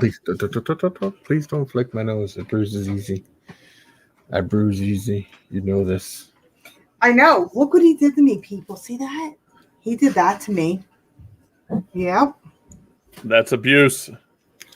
That's not abuse. I didn't do that to her. Hey, why did I do that to her? I don't know. We're gonna do a live, and we're gonna corner you right here on my leg. Yeah. What were we saying? We're gonna do a live, but me and a couple other people, and we're gonna ask you just to be quiet. And we're gonna talk to you about it. Okay. I could probably find more somewhere if I look. Yeah, they're gonna do a live, and they're gonna have me on there just like they did what's the name, and they're gonna tell me to be quiet and just listen, and they're going to give me a hard time about abusing you. Oh, if anybody abuses anybody, I abuse you. I know you do. She Just poked poke me in the you. eyeball there. Did you see it, guys? Molly, do you go through this with your wife? You've been married for probably longer than I have, buddy. Well, everyone's saying they like the new TRR. That's pretty cool. Yes, Wally. We do the show every week. We've been having good ones. We've been having good guys because it's not all been about reptiles. Like the other day, we did one and we ended up talking about TV shows. We just talk. It was like we were talking about the show The Vikings, and then we were talking about just all kinds of crazy stuff. Don't feel bad, Wally. It's not your fault, Wally. I didn't get to advertise much because I was coding. Another reason you can't feel bad, Wally, is because we know you got a life. You're busy. It happens. Yeah, and I got to get the site updated because I got all the episodes and get them uploaded. TRR just kind of took over my life. So you're telling me, though, if I contact don't tell her I said that. Okay, I was just going to say, so if I were to ask her that question, Wally, would it work out that way? He says you don't take no crap from the net. I'm not telling her that. She'll beat me up, too. She'll say I'm the one that told him to say it. Just don't tell her that. Oh, that's funny. I'm going to get in trouble by this somehow. Somehow it's going to come back to me. I did talk about the weather, though, Wally, and that I was telling people that, I got some geckos coming from you, but the weather took a crap right when we were talking about it, and it's been cold ever since.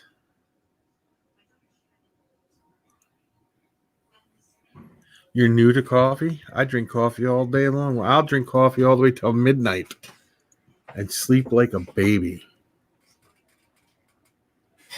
No, heck no. Can I tell Becky? And if she sees the net on the live, she could say something? No? Because I won't be saying it. He says he doesn't take crap from his wife, Nanette. He said, but don't tell her I said that. That was Wally said that. Wally Curry. Okay. What time? 8 o'clock Central Time. Exactly. We do it live. Do you know what I haven't done is I have a telephone number for the show. Wally, we were going to talk about getting you on, weren't we not? Yeah, well, you got to get on the show. Yeah, just let me or Andrew know what time you can, but we do them on Friday nights at 8 o'clock Central. If there's any time you can get on, it's as simple as you don't have to call in. You just sign in on the site, and I got a guest profile, and you get on, and you can talk with your microphone. Yep. No video needed. It's just a microphone. Just a microphone. Then we can ask you all kinds of questions. It was sort of like when I interviewed you on the radio before, Wally, but except instead of using a phone, you just use your computer and a mic. Yeah, I think what we're going to ask Wally is he going to give Gary geckos? Then is he going to give Gary geckos? And then is he going to give Gary geckos? Yeah. At least a pair of each species he's got. Oh, geez, that's a lot. He's got one. It's huge. Huge. I am going to be getting a female helmet head gecko from the breeder that I got my male from. So that's going to be cool. They won't breed this year though, but I love my helmet head gecko. I'm going to do a video on him. I can actually rub my fingers together now. He'll come out of his hide up to my hand and jump on it. I don't know. I was thinking I could tell people what I'm getting from Wally, but I don't know if I should or if I should save it for a surprise video when it comes when the weather gets warmer here. Is it a gecko? Yeah. A couple geckos, Is it a gecko? There is a lot of geckos that I do want from Wally. There's a lot. A minute ago, because I think Becky wanted to talk to you, Nanette. Was she just in there listening? Oh, Nanette said I could have them all. I love Nanette. She's such a sweetheart. She's my bestest buddy. Wally Kern's wife just told him to tell Gary he could take all his geckos, but I said, was she sitting there when he was just talking? He's got helmeted head geckos. He's got eggs. That is awesome. Did you do a video of it, Wally? Well, he does a video on all kinds of stuff. Yeah. He's got eggs. Oh, I'm so excited now. I'm like, contact Becky on Facebook. She has something to tell you. I cannot wait to see them baby geckos. I cannot wait to see them. He never takes shit from her, and he's the boss, and she does what he says. Is that what I understood correctly? Why both of you guys rubbing your faces? Is it because I'm trying to start some trouble around here? Because all y'all men are no good lying sons of bitches? Yo no habla inglés. Yo habla español. Gary, when the net kills Wally now, how do you want to divide up the collection? We'll just split it up. Wally, nice knowing you, bud. Rest in peace. Oh man, and then Nanette is so much fun at the shows. She's awesome. Hey. Do you know what really sucks is Wally and I are so busy at shows we don't get to hang out. No, because you're both very busy. What were you gonna say? Do you have enough wood to build a shelf? Yeah, I got a piece here. This here, I can make a shelf out of that. I see some wood back there. There's some cupboards. There's some cupboards behind you. You can just take that wood. He told me to take the doors off the cupboard and make a nice shelf over there. What were you gonna say now? What? So you can. Oh, get that thing back up. Yeah, no problem. I'll do that tomorrow. I'll make a shelf. I'm telling you. I got already a list of geckos I want from Wally, but I am so excited about the helmeted gecko. Oh my gosh, that's awesome. Well, I'm glad we can make you guys laugh. I like making people laugh. I make Becky laugh every morning when I open my eyes. Oh, jeez. I think I get more excited about when other breeders produce. I think I'm in a nightmare when I roll over and I look at that face. And then I laugh because I'm the idiot who married it not once but twice.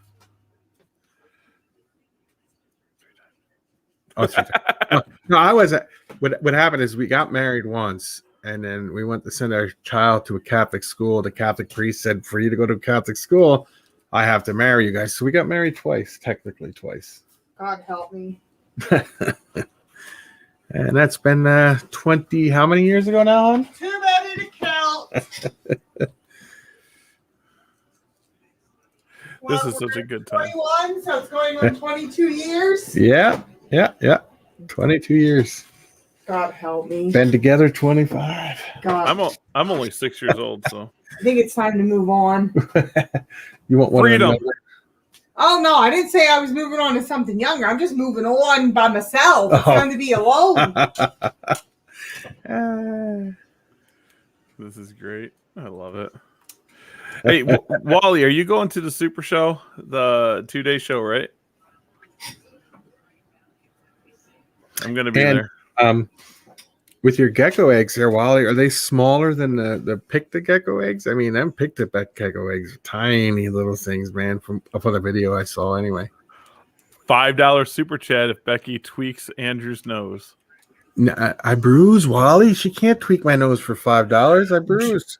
Do you have super chat? You should have super chat. I don't because I'm in protest of what's the name? Oh, who's what? The YouTube guy? Yeah, YouTube itself, yeah. Oh, well, super chat's not YouTube, is it? Is it YouTube? Yeah, I think so. Oh, would you like me to explain to you what I could explain to everybody really quick why I'm in protest of? Yeah. Okay. There's an individual on because I'm part of a lot of spinal bifida forums because I have spinal bifida, and a person was doing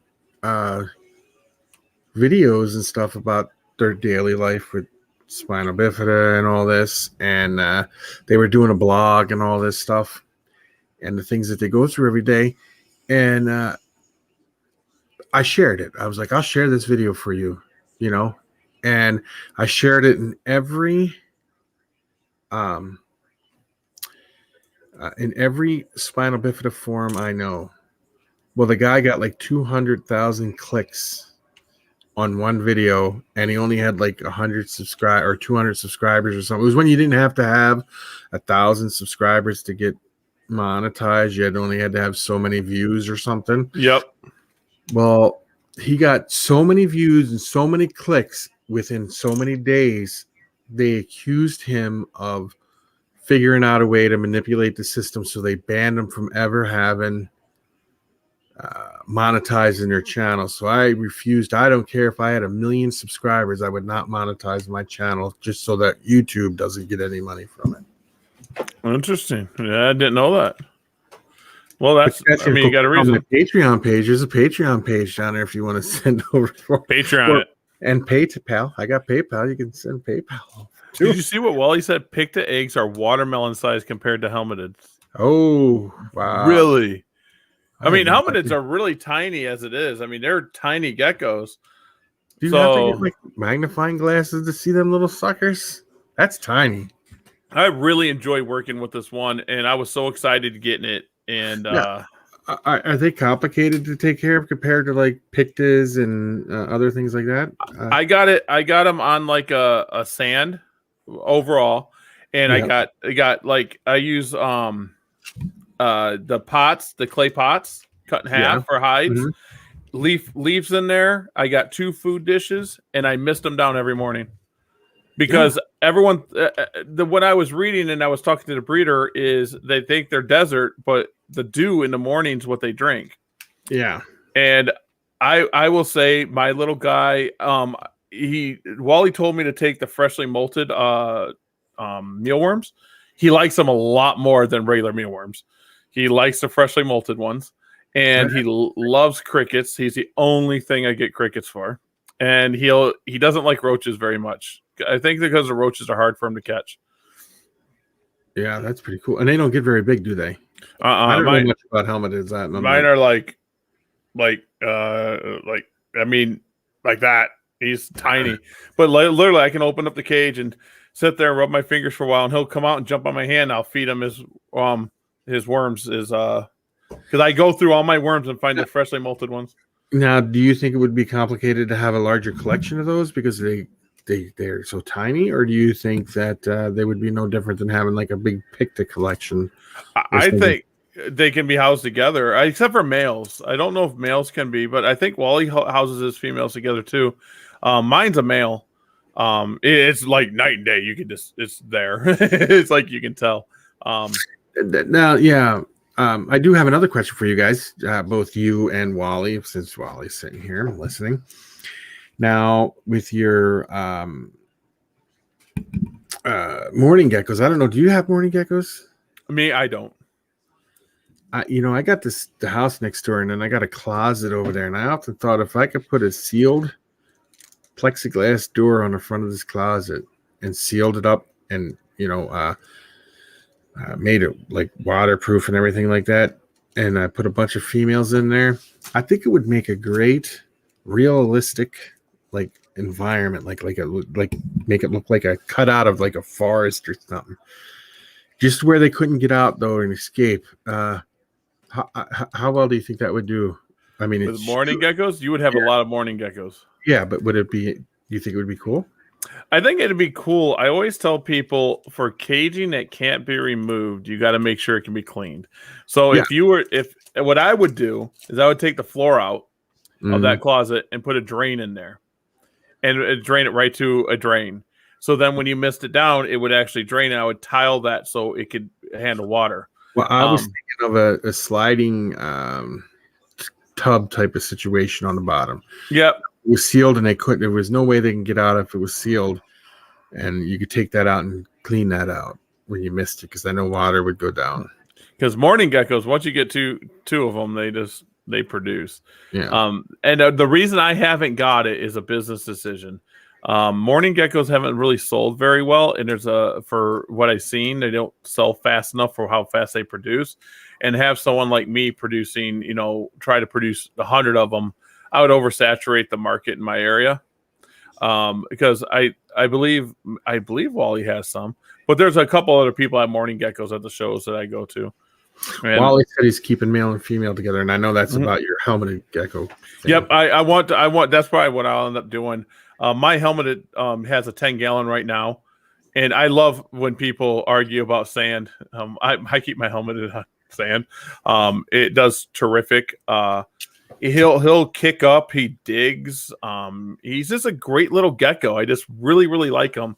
And I think I like him because I can play with them. Unlike my leaf tails, I can't play with my leaf tails. I'm scared of my leaf tails. Okay, now with day geckos, right? Could a person like set that up and leave it in there like that and let them just flourish and and breed and stuff, or would you have to take the eggs out because of even if it was warm enough, would you have to take them out because would the parents eat? I don't have day geckos either. Would the parents eat the babies by chance, or if it's a big enough enclosure, would they be pretty much fine? Do you think? I think if you were with day geckos, Wally might be able to correct me if I'm wrong. The adults are going to be up towards the canopy more, and the babies would be down below, like they are in the wild. If they got enough places to hide, I'm sure you'll have a mistake here and there, and a male or female eat a baby. Well, that's with anything, though. But I always tell people, except for if you set up a natural enclosure and it's the same temperatures all the time, that gecko is going to find somewhere to lay them eggs. That is ideal for that. So they should hatch. Tokay geckos do it all the time. I never remove my tokays. My tokay geckos, I can't. They lay the eggs in the stupidest spots. It's like, how did the tokay gecko get in there in the first place? And how did they lay eggs? And I get so mad. And the same thing with leaf-tailed geckos. Some people just leave them in there because they're so delicate. So then, Wally, now here's my question for you. How many could you put in there? Like how many females and how many males could you put in an enclosure? Because that's about the size of a closet, 3 foot by 3 foot by 6 foot high. But it might be just a little bit bigger than that. It might be like 3 foot by 3.5 foot by 7 foot high or so. Like, what would be the limits on what you could put into that?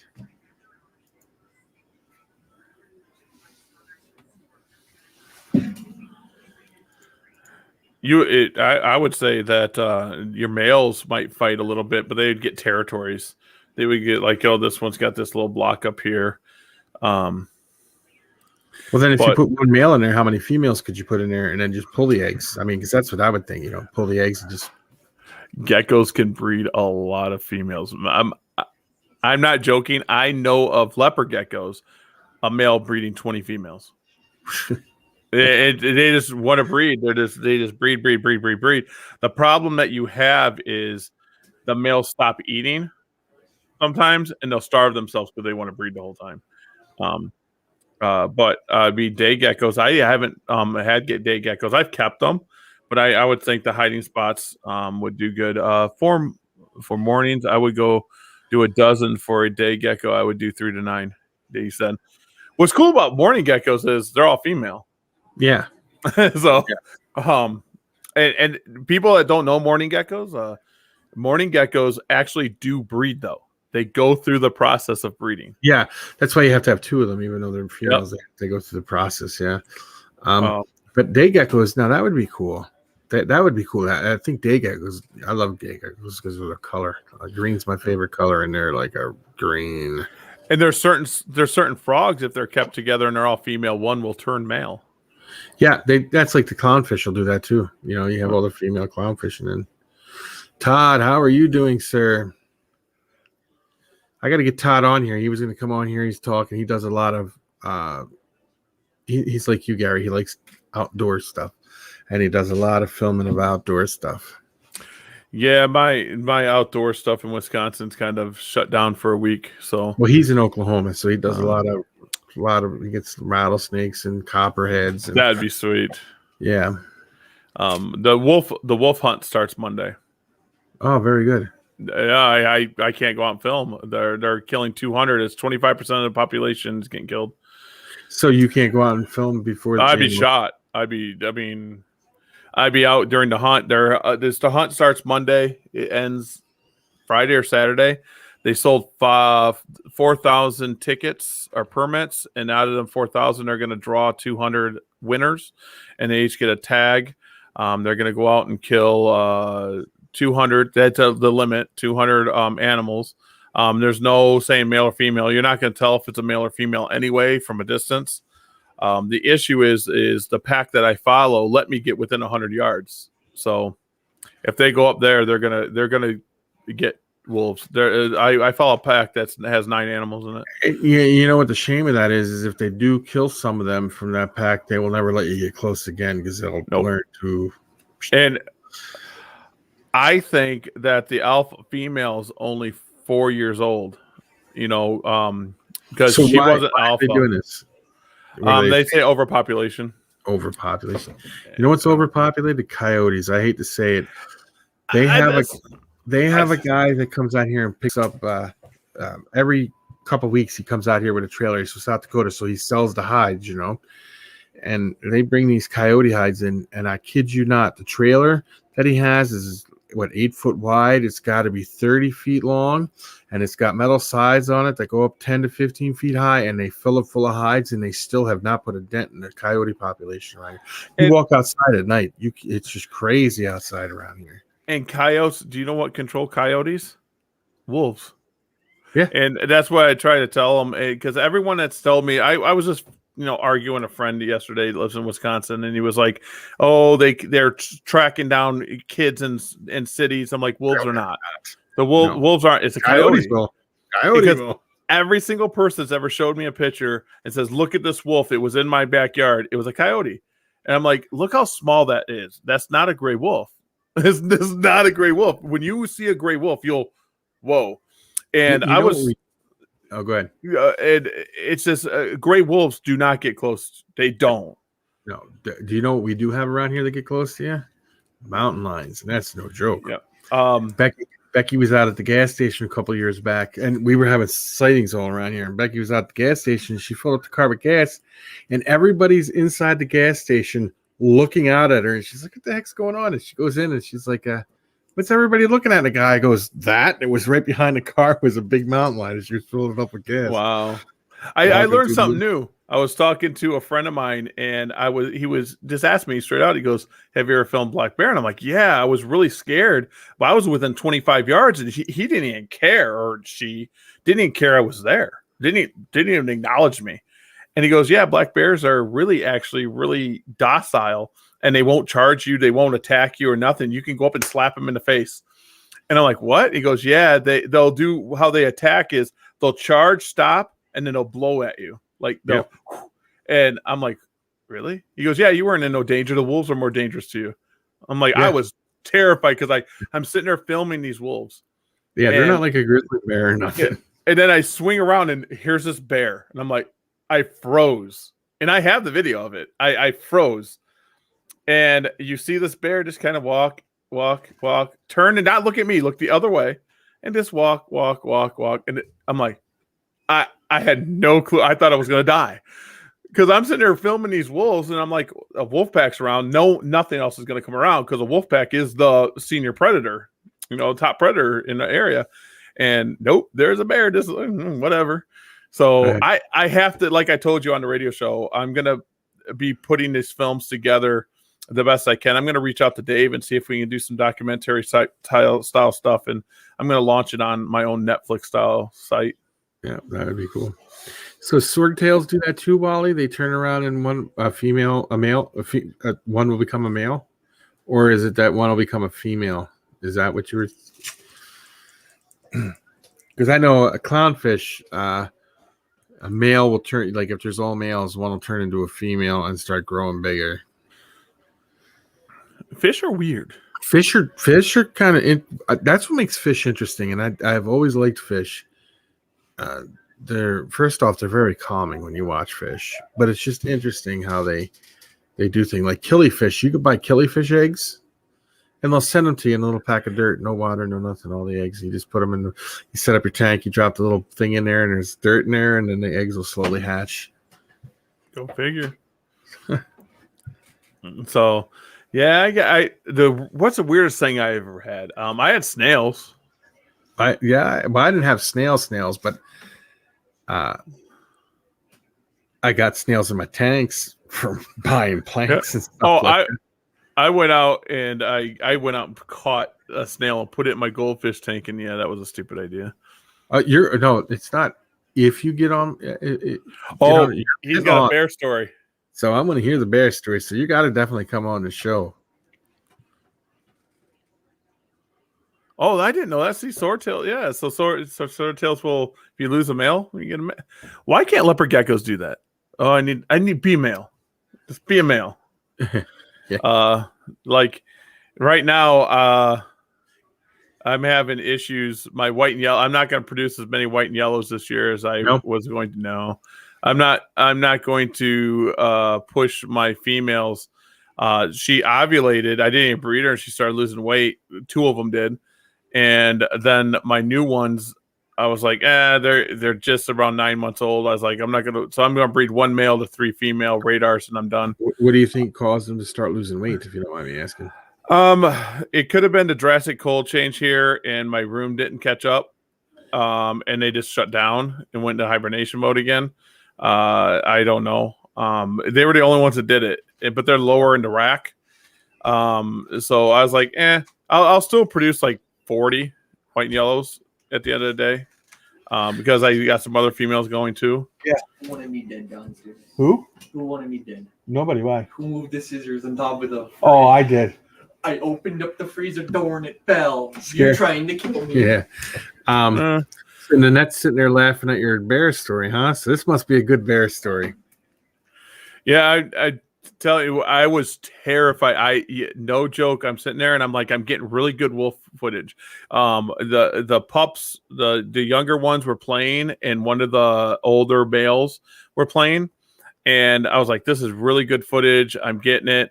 And all I heard was crunkling, and I turned the camera. You see the camera turn, and I stop, and you hear me going, like, because every time it would step, I thought it was going to come to me, and I'm just like, whoa. And then it walks away, and it walks like towards the wolves, and I swing back to the wolves, and I go, oh shit. That's all I said. I was like, oh, it was.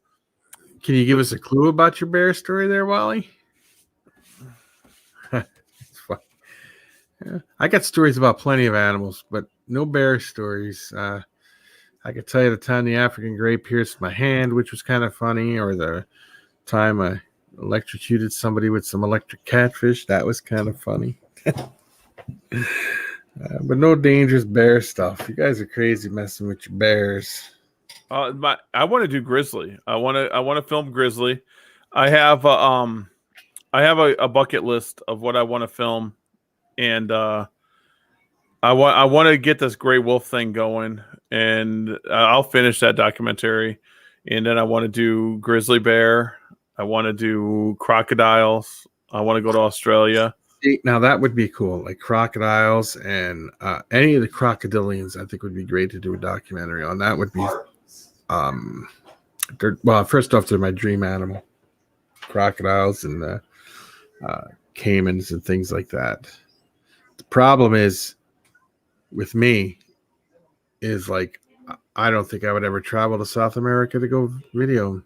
Not that I wouldn't want to travel there. It's just, I don't know. I'd rather go to Africa or to do some Nile crocodiles or Australia. But to get back and to go to Australia, she says, if I go to Australia, she goes, I would take one step off a plane and a mosquito would bite me and I would die or something. That's how dangerous Australia is. That's what she says. I would love Australia. Wally brought up one of my favorite fish, electric catfish. That's what I said. I electrocuted somebody with electric catfish. Once. Yeah, the electric catfish. Do you know I had an electric eel, right? No. Yeah, he was about 3 feet. I ordered him. Some people know this name from John Kick. He has a pet store, and he said, I can get you an electric eel. So I said, done. I paid him cash for it. I wasn't even there yet. I said, bring it to the next show. It was supposed to be a 12 to 15 inch electric eel, and it was 3 foot. 3 foot long. And so I had a 30-gallon tank set up for it. I put it in there, and I ended up getting a 75-gallon tank, and I put an electric catfish in with it, and it killed it. Of course. The electric eel killed the electric catfish. Yeah. The only fish that it would I had one goldfish that never killed. I had put other goldfish would eat them, but that one goldfish, it swam around with them. I don't know what was that all about, but. All right, well, if you have to go, it was nice having you here, but we're definitely going to get you on the radio show, because we got so much to talk about. It'll be fun, and we'll hear your bear story. Bear stories. I'm talking to you, bear stories. I'll tell you the story with the catfish. The pet store that we had, we got all these electric catfish, and I don't know if you know, if you ever seen a tank with a bunch of electric catfish in it. You know, each tank has all their different fish in it. You know, and it's marked. Yeah. Well, in the corner, they all huddle in a corner and they all swim into the corner and they sit in the corner. And this kid was working there, and I'm like, look, I said, we got to drain this tank because we have to clean it. So you have to catch the electric catfish. You have to catch the catfish. I didn't tell them they were electric catfish. I said, you just have to catch the catfish. When you scoop them up, you have to grab the net really tight because they like to fly out and go put them in that tank over there. So he gets them all in the net. He picks the net out of the water, and I said, don't forget to hold on tight. And he grabs it like this. Well, boy, he went flying. He was like, ah! That's hilarious. I was like, it says electric catfish on the front of the tank. I got gutsy. I might have old video. I know I got an old video up of the electric catfish in the 30-gallon tank. Mhm. I don't know if I got any old video up of it. Me sitting, I would scrub the inside algae with the electric catfish in there. It knew who I was. The electric catfish, the eel was real intelligent. He would sit there, and I had a current thing in there, like a fan, because they like high current. And I would go in there, I scrub algae and move the rocks around. He never bothered me. I never touched him. In there. Yeah, it was. I don't know exactly what it was called, but Kick sold it to me, and it pushed his current. And he would just sit there, and he would just go, just sit there all day.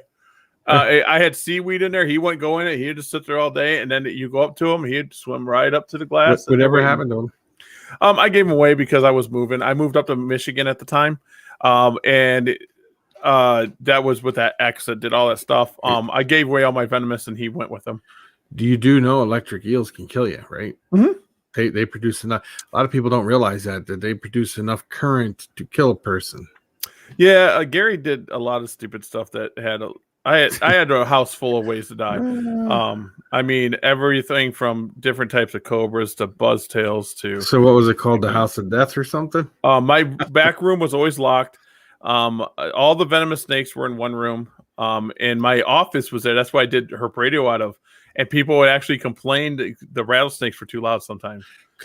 Did you ever think of doing scorpions or anything like that, like the fat tails or anything like that? I have video of me holding death stalkers in my hand. The story about that was Dave was at I think it was the Cleveland show. It might have been Columbus, but I think it was Cleveland. He goes, I got death stalkers. So I just went over his table and I took one out and I'm holding it. He goes, what are you doing? I'm like, I'm holding a death stalker. I'm fine. It's fine. Like ornamentals, I would hold them. Yeah, they're another one. They won't kill you, but they can get you pretty sick, man. Ornamentals, Dave gave me one for my birthday one year. And I took it home and I set up my cameras and I went to hold it and it ran up my arm, jumped on my wall and got on my ceiling. I couldn't get it down. So I called Dave. I'm like, Dave, this thing's on my ceiling, dude. I don't want it to fall and die. Yeah, I didn't want to scare it. And so I'm sitting there like, I don't know how to get it. He goes, you were holding it, weren't you? I'm like, yeah. I was like, yeah, I was holding it. And so eventually, so I took a 10-gallon tank and I put tons of paper towel in it and I put it over and it jumped down on that and that's how I got it.